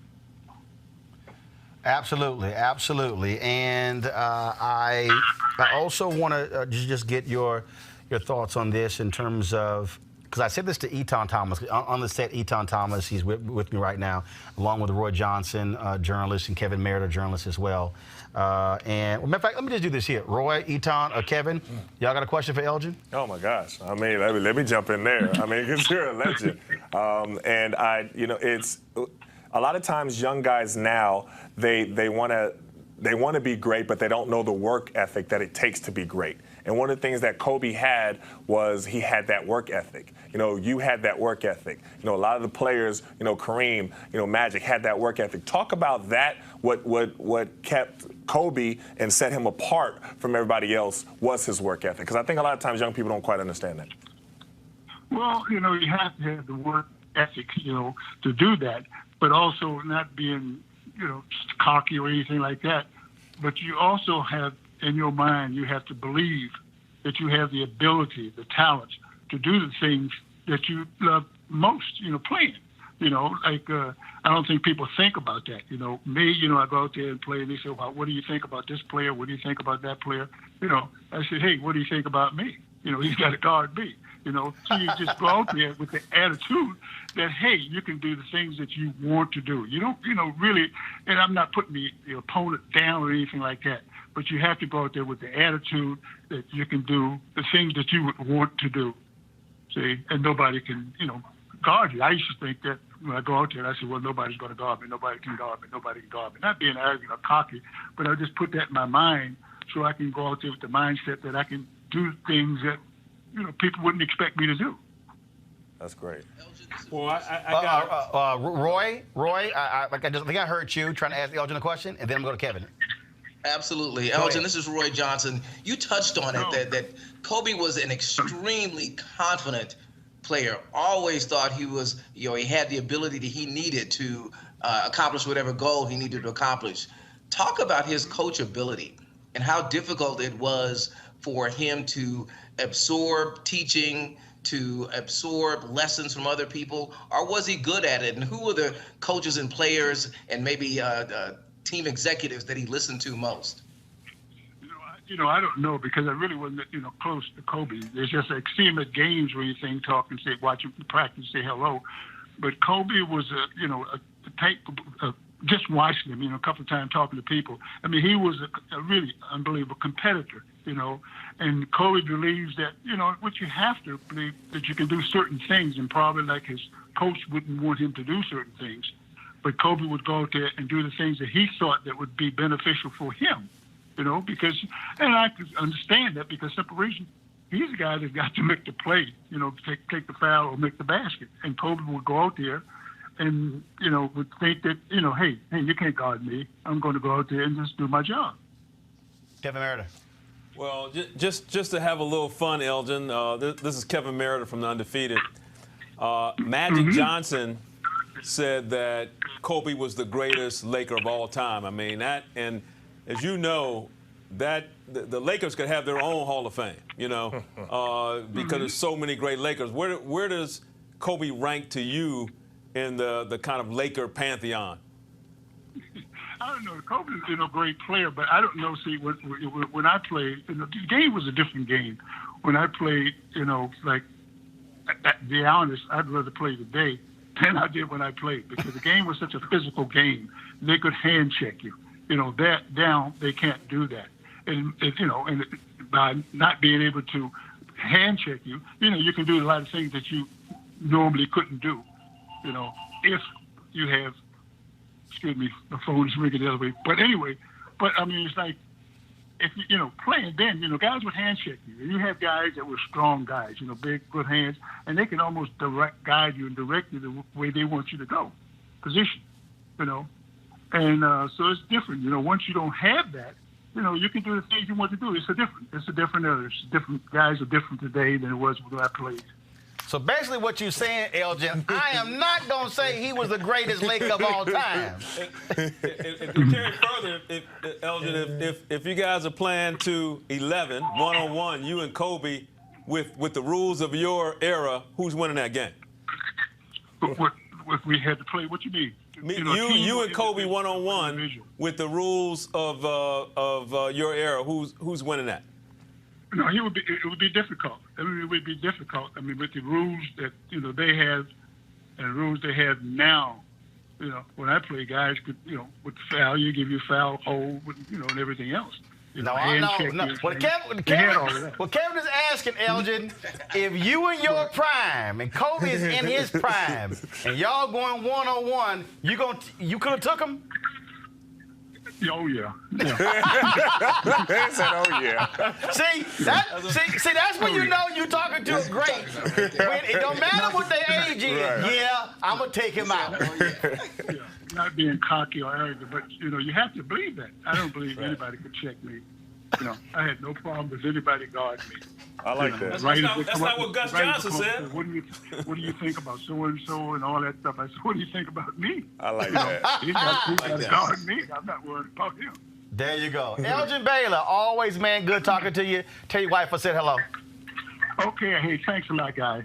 I appreciate it. Thanks a bunch. Okay. God bless you. That was great. See, look, let's be real clear. That was great. It's like, see, that's also what I think is always interesting whenever you have these conversations. When cats talk about Jordan was the greatest, or Kobe was great, or LeBron. People who never saw Bill Russell, never saw Oscar Robertson, never saw Earl the Pearl Monroe, never saw David Thompson, cats like that. I mean, so it's always interesting. But yeah, because Elgin in his 80s, like, no, let's be clear. Yeah. Let's be clear. I could have took him. I love that, though. I love that. I love going to the Retired Players Association meetings and the organization and doing stuff with them events. And you hear the older generation talk, and they talk like they take you out right now. Right, yeah. You know what I mean? We got a court out there. That's great. It's great. Spike Lee. This death of Kobe Bryant has been real difficult for him. We did reach out to him. Spike is my man, but he declined to talk about. Like a lot of people, just so people realize, a lot of people really, it is still raw, the loss of Kobe Bryant. Spike did posted this on Instagram. Go to my iPad, Henry. When Kobe dropped 61 on the Knicks on February 2nd, 2009, Kobe signed the score sheet. and gave it to Spike. And what's interesting is what he wrote on here. He wrote on here, it said, to Spike, you're the best, Kobe 24. P.S. Spike, this shit was your fault. Him dropping 61. Spike also did the film, Kobe Doing Work. And after the game, they recorded Kobe's commentary for this. The thing, we were just joking, Roy, there with Elgin Baylor. But the thing, like, we'll never forget, when Kobe went up against Jordan, Kobe's whole deal was, I am not scared of Michael Jordan. I mean, he went at Jordan like, okay, you want to ball? Let's ball. Well, Elgin said it. I mean, that's what greatness is. Greatness is confident beyond what most of us, other than maybe Eton, really understand. Confidence is unbridled. It is unwavering. And when confronted with more greatness, it only elevates the level of confidence. Right. So when you see those kinds of matchups, you just want to shut out everything else and just watch what greatness does when it confronts greatness. And each time, when each had the ball, they thought that the other was not going to be able to stop them. But if the other one was playing defense, they were like, no, I'm checking you right now. So, those were the great moments when you love to watch, particularly when it was a generational shift. That either the elder did not back down and the youngster wasn't scared. It has been, again, folks, not even, actually about 36 hours now since we actually got word of Kobe Bryant dying in this helicopter crash along with 8 others. So many different players, league personnel, so many people have been just commenting, remarking. One of the folks who played with him and has a ring for it is John Sally. And John Sally joins us right now. You hear John laughing there. John, what was it like putting on the purple and gold with Kobe Bryant sitting across from you in the locker room? Well, let me say, Roland, everybody called me today, and I said no. And then I got a text, and I said yes to being on your show. I love everything you do. I watch you daily. Appreciate Just want to it, make brother. sure I did that. I appreciate it. The funny thing is, me being a Piston, first, that means I hate everybody else in the league. So putting on that yellow jersey, they don't have white. They play in yellow. And my brother goes, how does it feel having that yellow all on your back? You're a yellow back now, because that's what we used to say. They're cowards. It was sticky, but it felt great. And I was the first to wear 16. I got to be with Kobe when he was 21, 21. We talked about everything before in the league. He watched tons of tape to the point where the tape he was watching was VHS. They would bring a VHS, set it up in his room, and he would watch players from the past. And he would take something from all of them, as we would say, from all of the masters, and became a grandmaster. He was an unbelievable person, and he said he did everything young. And in the amount of time, 41 years, he got so much done. The thing that we were talking about this earlier, and all these people have their own thoughts based on what they heard and understand about Kobe as a person, being moody, challenging other players, not wanting to listen to coaches, things along those lines. You were in that locker room with him. What you saw up close, what made him him? What was it? It was his desire not to be the next Michael Jordan, but be the first Kobe Bryant. I literally said that to him. I said, so you're going to be the next MJ? He goes, no, I'm going to be the first Kobe. I said, so what do you want? He said, I want to be the greatest player to ever play in the NBA. That was his answer at 20. And arguably, which I have gotten in tons of trouble on ESPN about when I was saying Michael wasn't the greatest player ever. I said, because, time is still going. Great entertainer, great time. Kobe just expounded on everything MJ was doing. he may have laid the path, but Kobe was a trailblazer as well. From his shoes to his commercials to his court case, to literally, he showed you how to be humiliated in front of everybody, how to do something that put you in a crazy position. He was vindicated, thank God. But then he just kept going on being great in his sport and let all the rest of it fall where it may. Like, have your idea about him, what you may have, but he was a human being human. And he was a great one. And I'm telling you, when you just talk about the basketball, I played him one-on-one every day. I'm 36 at the time. I'm tired as hell after practice, but he stayed there. He got up early. He was in the gym. I'll tell you this one story. When we were in Miami, he just turned 21, so he goes to the club with me. He never gone out because he wasn't 21. We in Miami, so I don't need to say anymore. And to the point where Roland was serious, girls were like, "That's Kobe Bryant," and the bathroom was crushed. Really, it was just for the mirror. And as they were coming at him, he was deflected him. He was like, "Sal, I got to go back to the hotel." I said, "It's 12 o'clock. No. It starts at 12. He goes, "No, I got to train in the morning." I said, "We don't have practice until 12. He goes, no, my trainer's flying in. And he flew his trainer into every city on the away game. And they trained 6 o'clock in the morning to 8 o'clock.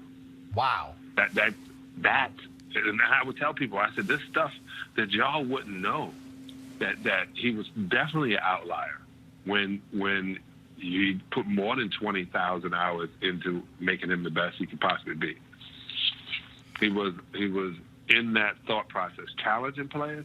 Let me tell you, if you show up to work and the work counts on everybody doing their job, and you get to work and you thinking about something else, something you left in the room, something you got to do tomorrow, it's going to make you pay attention to those 48 minutes. Think about how many times he had to take a private jet to a plane, play in a game, and then go right back to dealing with not being put in jail forever. Focus. The best focus ever. Got three folks here, Roy Johnson, Eton Thomas, as well as Kevin Merida. Eton, you got a question, John Sally? Well, you know, they all owe me money, too. You know, I like to hear former players tell personal stories about Kobe, you know, pretty much to negate a lot of the negative stories that I've been seeing. We talked about this earlier, and that really irked me that people would use this time to talk negatively about someone that just passed. But could you share a personal story that you've had with him, this that people don't know, another one that is a heartwarming story, that why he is such a special friend off the court, you know, outside of basketball? All right, so I went to the studio with him. Some people didn't think he could rap. I thought he could rap. I went to the studio. He could play basketball. He could rap. The kid did it all. And, you know, I'm in this unbelievable fraternity, probably the best fraternity on the planet, Omega Psi Phi Incorporated. You lost your damn mind. You know that's a little youth group. If you ain't an alpha, you're an imposter. Go ahead. Go ahead. You can tell by the greatness. But listen, and his brother-in-law was an Omega too. And as a brother said, there's a word we use in Omega, it's called discretion. And I was like, word, he taught you something. That's good. And so Omegas have discretion? Shocking. Go ahead. I'm sorry. Go ahead. And he pointed, and he was pointing at Vanessa. And I said, well, hey. He goes, yeah, it's my girl. I go, what? When you got time? He goes, yeah, man, you know. He said, that's it. I'm going to marry this girl, man. This is it. I said, man, come on. You just turned in 21. Don't give up your 20s. Take it from somebody who's been married 26 years. Keep your 20s. He was like, nah, that's my wife right there. She's going to have my kids. We're going to have an unbelievable family. He said, yeah, that's the one. At 21, he knew this.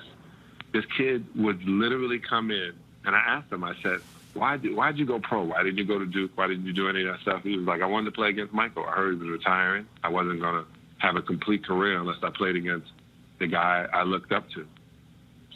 Which was funny because he looked up to his father. Everybody needs to know that. Jelly Bean was his hero. Michael Jordan, he emulated his moves behind, but his tenaciousness and his way of playing is like his father, Jelly Bean, who was a great pro. He just didn't get as many chances because he was playing behind or next to Dr. J. Roy Johnson, question for John Sally. John, how you doing? As you know, back in probably when Isaiah Thomas said that people don't appreciate how hard athletes work to be great.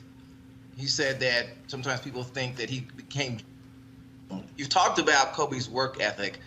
Back in your early years, eating habits were not great in the NBA. I was on the road with a lot of players, and they would take their meal money and go right to the fast food place. Can you give us some insight into some of the non-workout things that Kobe did to continue to make himself great? And did you ever see him fall off from that as his career, I know you weren't playing, but as his career continued, did he set that standard in terms of fitness that somebody like, say, a Tiger Woods set in golf? Yeah, I would say when we would go to TGI Fridays, and I was a vegetarian, and now I eat a plant-based vegan diet. Roland, I know you hear me, but anyway, I would literally say, I watched him build his muscles and his shoulders.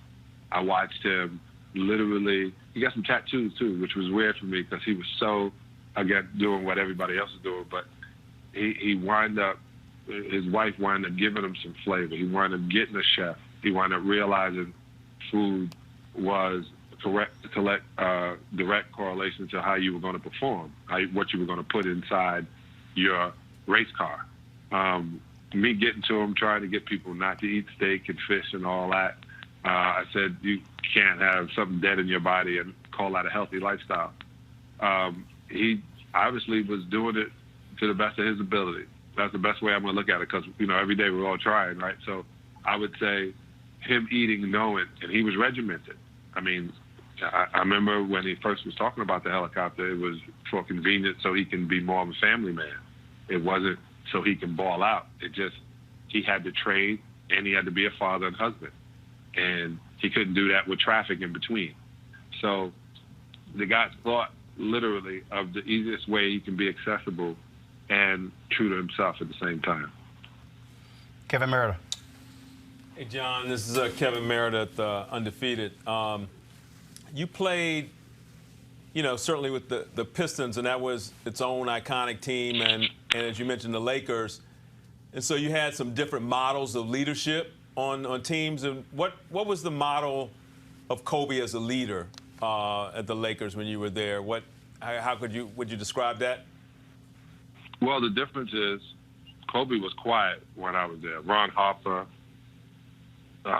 came in. Shaquille was, you know, just a born leader. Kobe was quiet and to himself, but his leadership came through his basketball. He realized he would talk to Tex Winter, who is the creator of the triangle offense, or I would say the one, yeah, I'm going to say creator.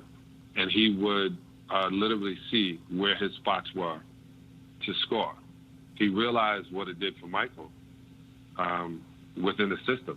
Within that triangle system, it looked like Michael was getting the ball all the time. No, Michael was just in the position of scoring one-on-one all the time. And no one's going to be able to guard you one-on-one, not when you're that talented.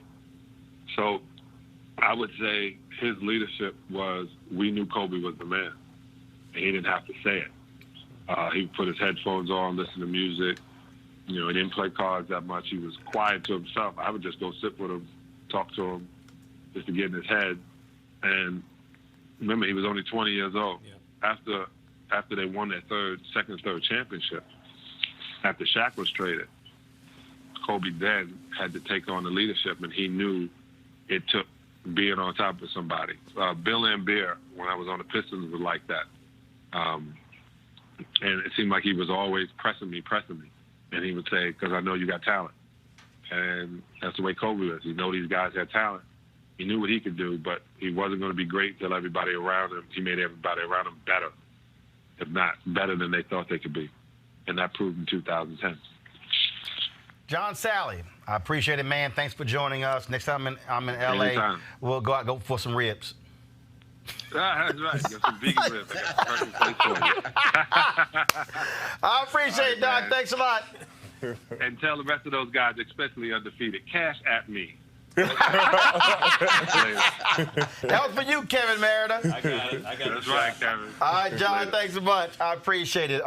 Folks, shortly we'll be joined by James Worthy, another Los Angeles Laker great and Hall of Famer. Folks in control room, let me know when we have James on the phone. It is interesting, Etan, the point you made earlier when you talked to guys who played with him, not just played against him, who played with him, and again, for people who don't realize the amount of time you spend with teammates. I mean, they see them if they had drama at home, they see it walking to the locker room. The things in terms of stuff with family and kids and seeing on the road. I mean, all those different things go with it. It is a different understanding when they're sharing those thoughts about that particular person. No, completely different. And that was my point, that, you know, people outside that are doing all this criticizing and demonizing, they didn't know Kobe. You know what I mean? They don't know anything about him. And that's why I asked him. I was like, well, share some personal stories, because these are stories that people didn't hear. And I remember, you know, social media is relatively new. You know, so you know, back then, even when I was playing, there wasn't any social media. You know, and so they're just knowing what reporters write about them. So that's why when you have, you know, Kobe Bryant making a statement about, you know, the players after Trayvon Martin was murdered, you know, the reporter completely misinterpreted his words. But now you have guys that can go to their own social media and say exactly what they want to say. No, this is what I have to say. I don't need you as a media to be able to interpret what I say. Now, we could do a conversation after what I say.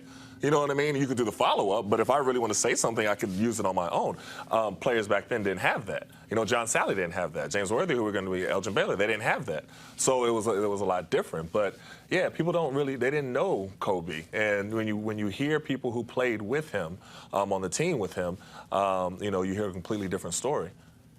It's a different life when you have to slip on that purple and gold, knowing full well you're walking in the footsteps. You look at the rafters, you walk in the footsteps of the Jerry West, of the Elgin Baylors, of the Wilt Chamberlains, Kareem Abdul-Jabbar. I mean, the list goes on and on and on. One of those folks is James Worthy, North Carolina great, and of course, Hall of Famer himself. One of my golf buddies, James Worthy. Welcome to Roland Martin Unfiltered. Roland, how are you, buddy? Man, doing great, doing great. Hate to have to talk to you under these circumstances as we pay homage to the great Kobe Bryant. Yeah, it's a tough topic right now. You know, unexpected death that happens so quickly and so suddenly, and it happens to someone that you watched grow up over the last 20, 21 years. And, you know, his daughter, Gigi, who they had a remarkable relationship as she was starting her journey, trying to learn the game and be like her dad.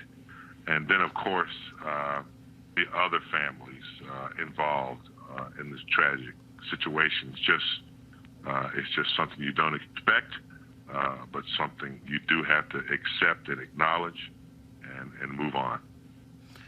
You know, when we had Elgin Baylor on earlier, and obviously one of the 50 greatest in NBA history, Hall of Famer, you a Hall of Famer.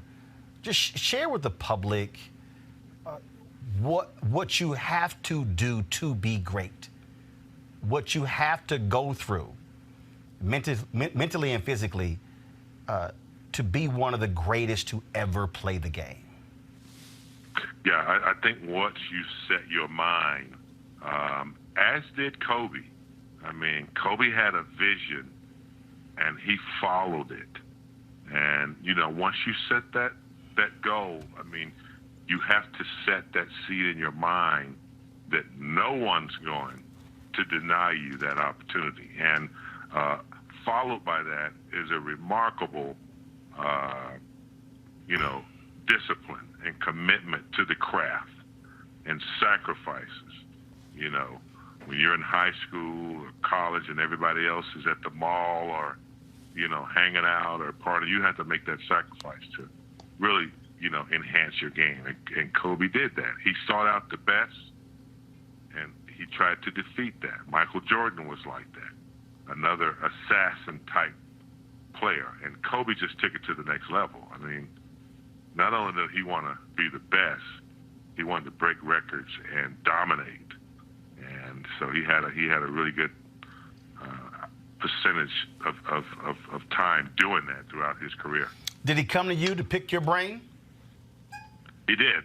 I remember Kobe as a rookie, and I was also a rookie, Roland. I was a rookie in the broadcast business, and I remember my first interview with Kobe, and he was, yes, sir, no, sir, Mr. Word, and I had to remind him that he didn't have to do that, and then I watched him, really start to hone in on his craft, and then later on, about his 8th year, he called me, and he wanted to pick my brain because my specialty was footwork down in the post, and I didn't see where I could enhance his game at all, but he wanted to pick my brain on certain things that, he was trying to do.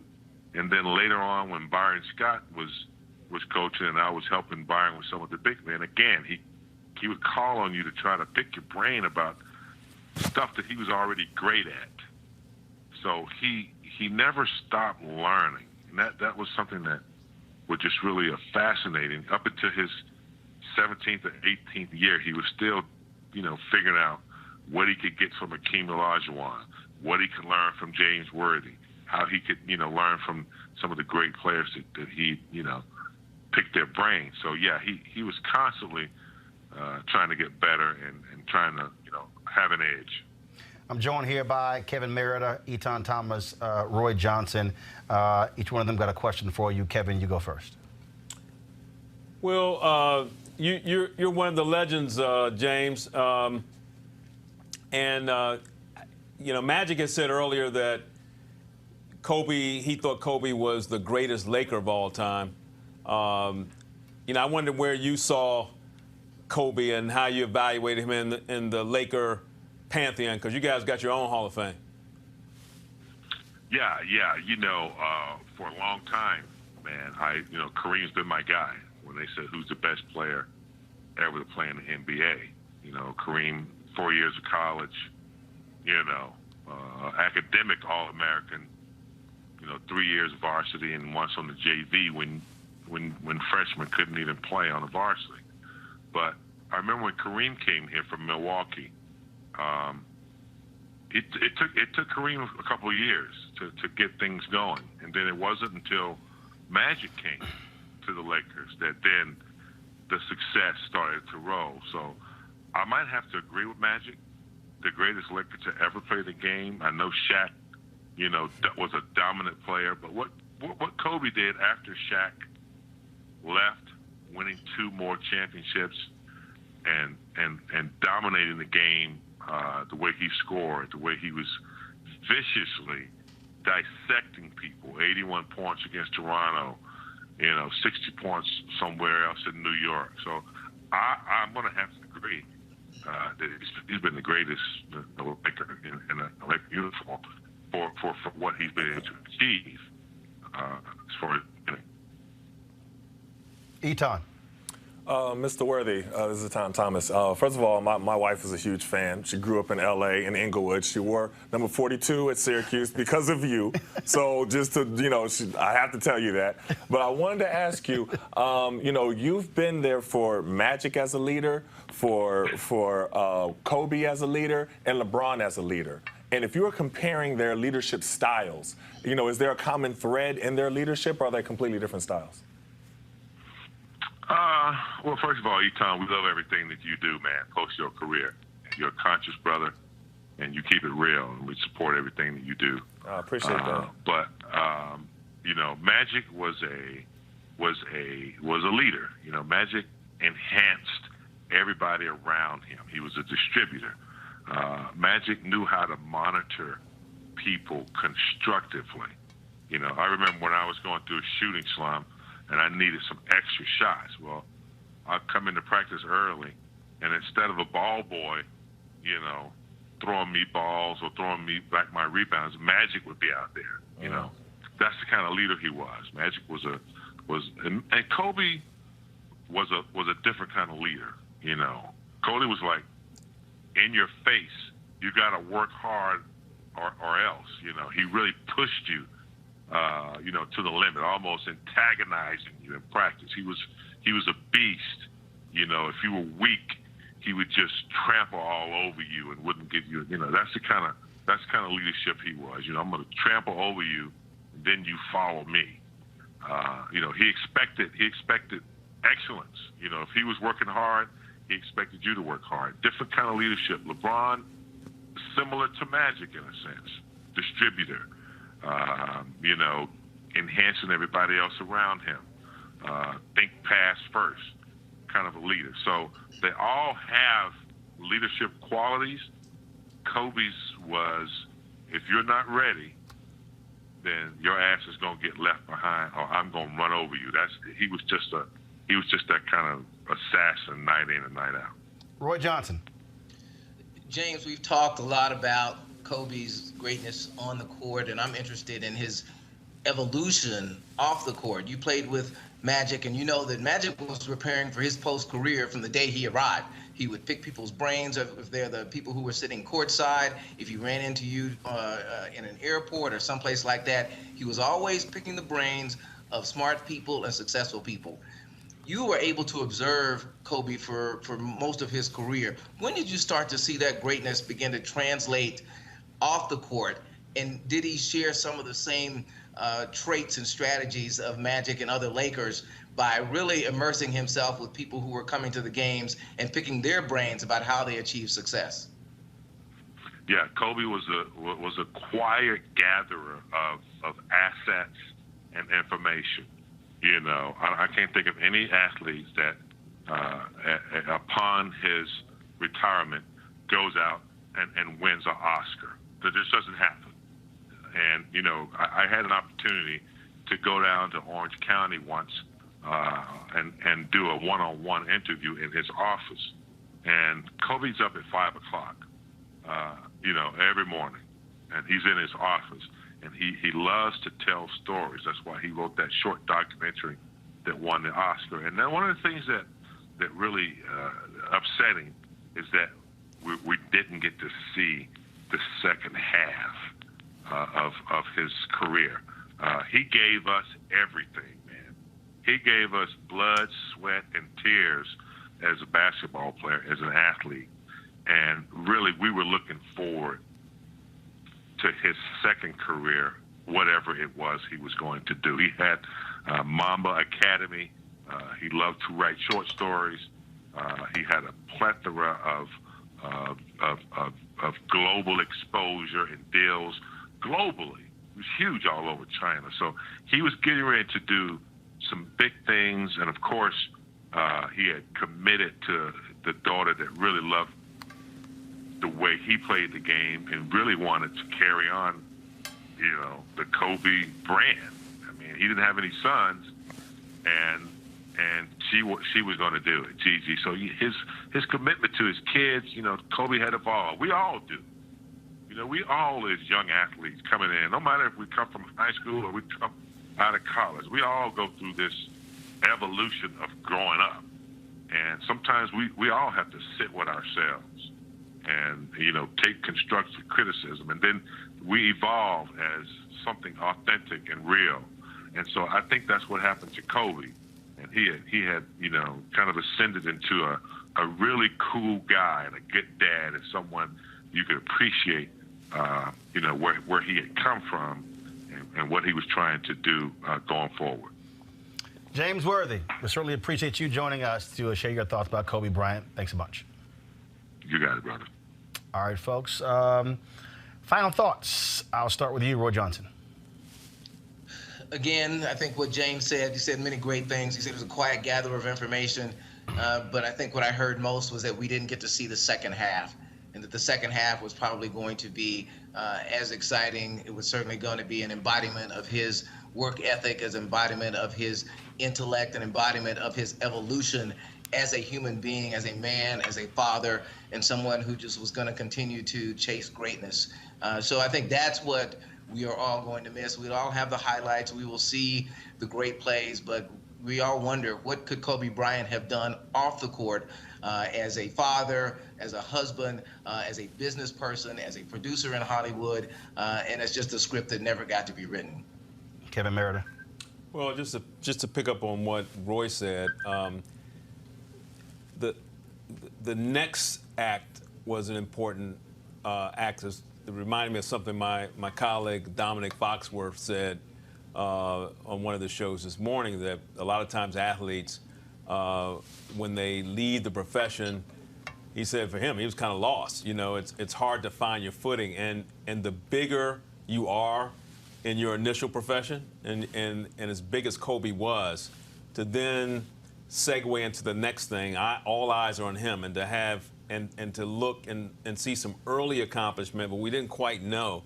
That's the part that kind of sticks with me, that just how difficult it is to really, man, establish yourself as a Hall of Famer in one profession, and now you got the next half of your life, and you got to try to live up to your own greatness. And I was really looking forward to seeing how that was going to evolve.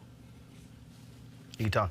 I think that was beautifully said by both of you. I want to repeat everything that you said, but I'll go in a different direction. You know, on social media, there's a lot of people who are kind of criticizing people for sending condolences and being torn up and grieving for someone who they didn't know.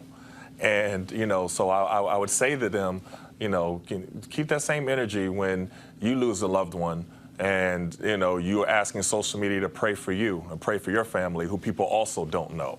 You know, it's important to allow everyone to grieve, and everyone is grieving this incredible loss of Kobe Bryant. You don't have to know him to be able to grieve. You grieve for his family. You grieve for his surviving daughters, who are now going to miss a father and a sister. You grieve for the pain that they're going to feel, and that's what makes us human. So allow people to grieve, and this is definitely an incredible loss. You know, when people say that, I think that, I mean, the reality is, one, it's a silly statement, because they don't know the impact that someone has on someone else they've never met. I mean people all around the country. Right. People have stopped me in other countries. I mean, yesterday, I'm flying. I did ABC This Week yesterday. I'm in the airport. I'm at JFK, and I walked by. The sister goes, "Oh my God, Roland Martin." I was like, "How you doing?" She walked over. She shakes my hand. She said, "I watched you when I was 16 years old when you were on CNN, and you have no idea how you changed my life. I just want to shake your hand." She had no idea she was ever going to meet me. So when people, and so that's just the reality. People impact us, who are musicians, who are actors, who are entertainers, who are politicians. There are people, when Rosa Parks' body was lying in state in the U.S. Capitol, in the Rotunda, the lines, I mean, they had to actually stop. Those lines would have went on for an entire week. Most of the people never met her. Right. But it was what she did. Right. And that's the reality. It's what people do. I was, you know, I was just looking at a video on Twitter. Ice Cube said when he heard the news,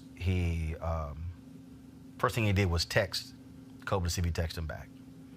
And I always talk about this all the time, that when someone passes, you know, do you delete their numbers out of your phone? So Dick Gregory passed, but I still got Dick Gregory's number on my phone. Other people have done the same thing. I sent this text today, and it was just because I hadn't posted it, but I sent this text today to Kobe's number, and it was on, and obviously he passes away. You know, cell phones with him, but it also is a way for you to still remember somebody. Go ahead, Henry. And it was simple as this: rest in peace, my brother. Real simple. And it doesn't matter if you only had one conversation or more, but you still appreciate who somebody is and what they have done in their life and how they've touched people. We've talked about how he was a tremendous family man, and I want to end the show with this compilation that we put together about Kobe and his family. We'll certainly be covering this story, talking to many others over the next week who knew him, who worked with him, to get their thoughts. We'll be doing so. Folks have been hitting me up who we couldn't reach today, who'll be coming on. I certainly want to thank Elgin Baylor and James Worthy and John Sally, as well as Jamal and Mark Spears. We had Jamel Hill, but she had to go on assignment, so we'll try to get her tomorrow. I want to thank Eton and Kevin and Roy Johnson as well for sharing their thoughts and reflections on the great Kobe Bryant, passed away yesterday at the age of 41, along with his daughter Gigi and 7 others in a tragic helicopter crash there in Los Angeles. Folks are still trying to get details of what happened. NTSB, as well as the FBI and others, are still investigating. Hopefully we'll know exactly what took place. But we want to end this tribute to Kobe Bryant with this compilation of who he was in terms of how he would want to be remembered, and that is as a husband and a father.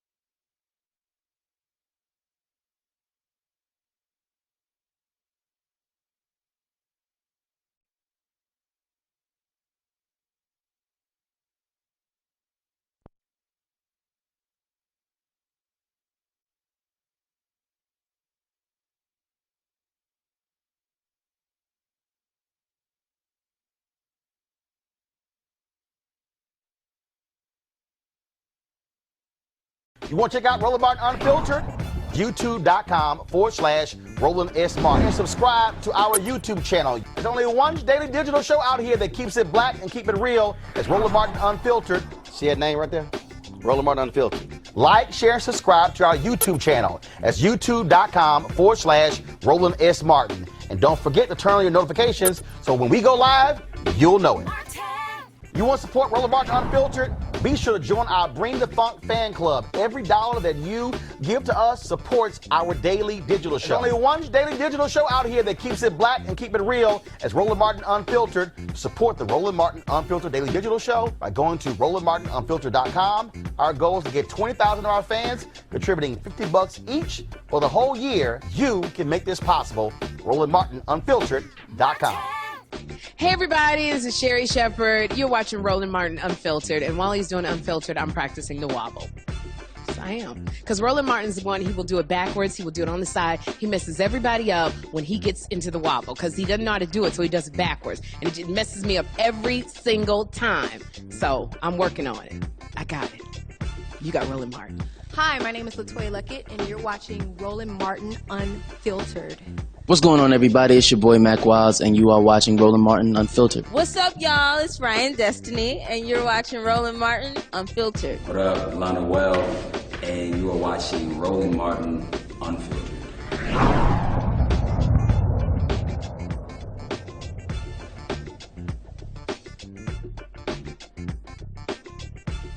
Hey fam, want to check out Roland Martin Unfiltered? The blackest show on all of digital, cable, and broadcast. Check out our audio podcast.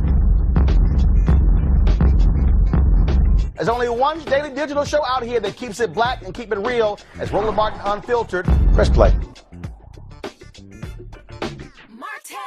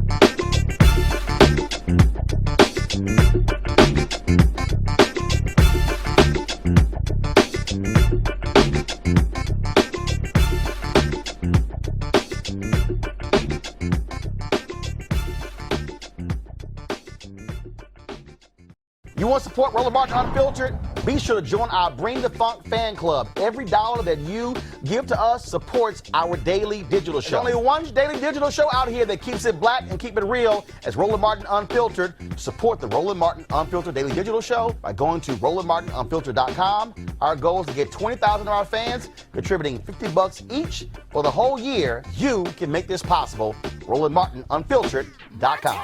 This is Diala Riddle, and you're watching Roland Martin Unfiltered. Stay woke. This is Director X, the director of Superfly on the red carpet, or the black carpet, and you're watching Roland Martin Unfiltered. Yo, what up, y'all? This is Jay Ellis, and you're watching Roland Martin Unfiltered. Hi, I'm Chaley Rose, and you're watching Roland Martin Unfiltered. I'm Lex Scott Davis, and you are watching Roland Martin Unfiltered. Hey, what's up, y'all? It's your boy Jacob Lattimore, and you're now watching Roland Martin right now.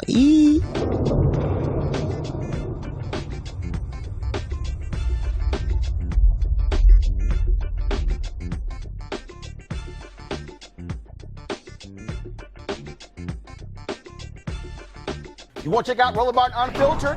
YouTube.com/Roland S. Martin. And subscribe to our YouTube channel. There's only one daily digital show out here that keeps it black and keep it real. It's Roland Martin Unfiltered. See that name right there? Roland Martin Unfiltered. Like, share, and subscribe to our YouTube channel. That's YouTube.com/Roland S. Martin. And don't forget to turn on your notifications so when we go live, you'll know it. Hey fam, want to check out Roland Martin Unfiltered, the blackest show on all of digital, cable, and broadcast. Check out our audio podcast. There's only one daily digital show out here that keeps it black and keep it real. It's Roland Martin Unfiltered. Press play.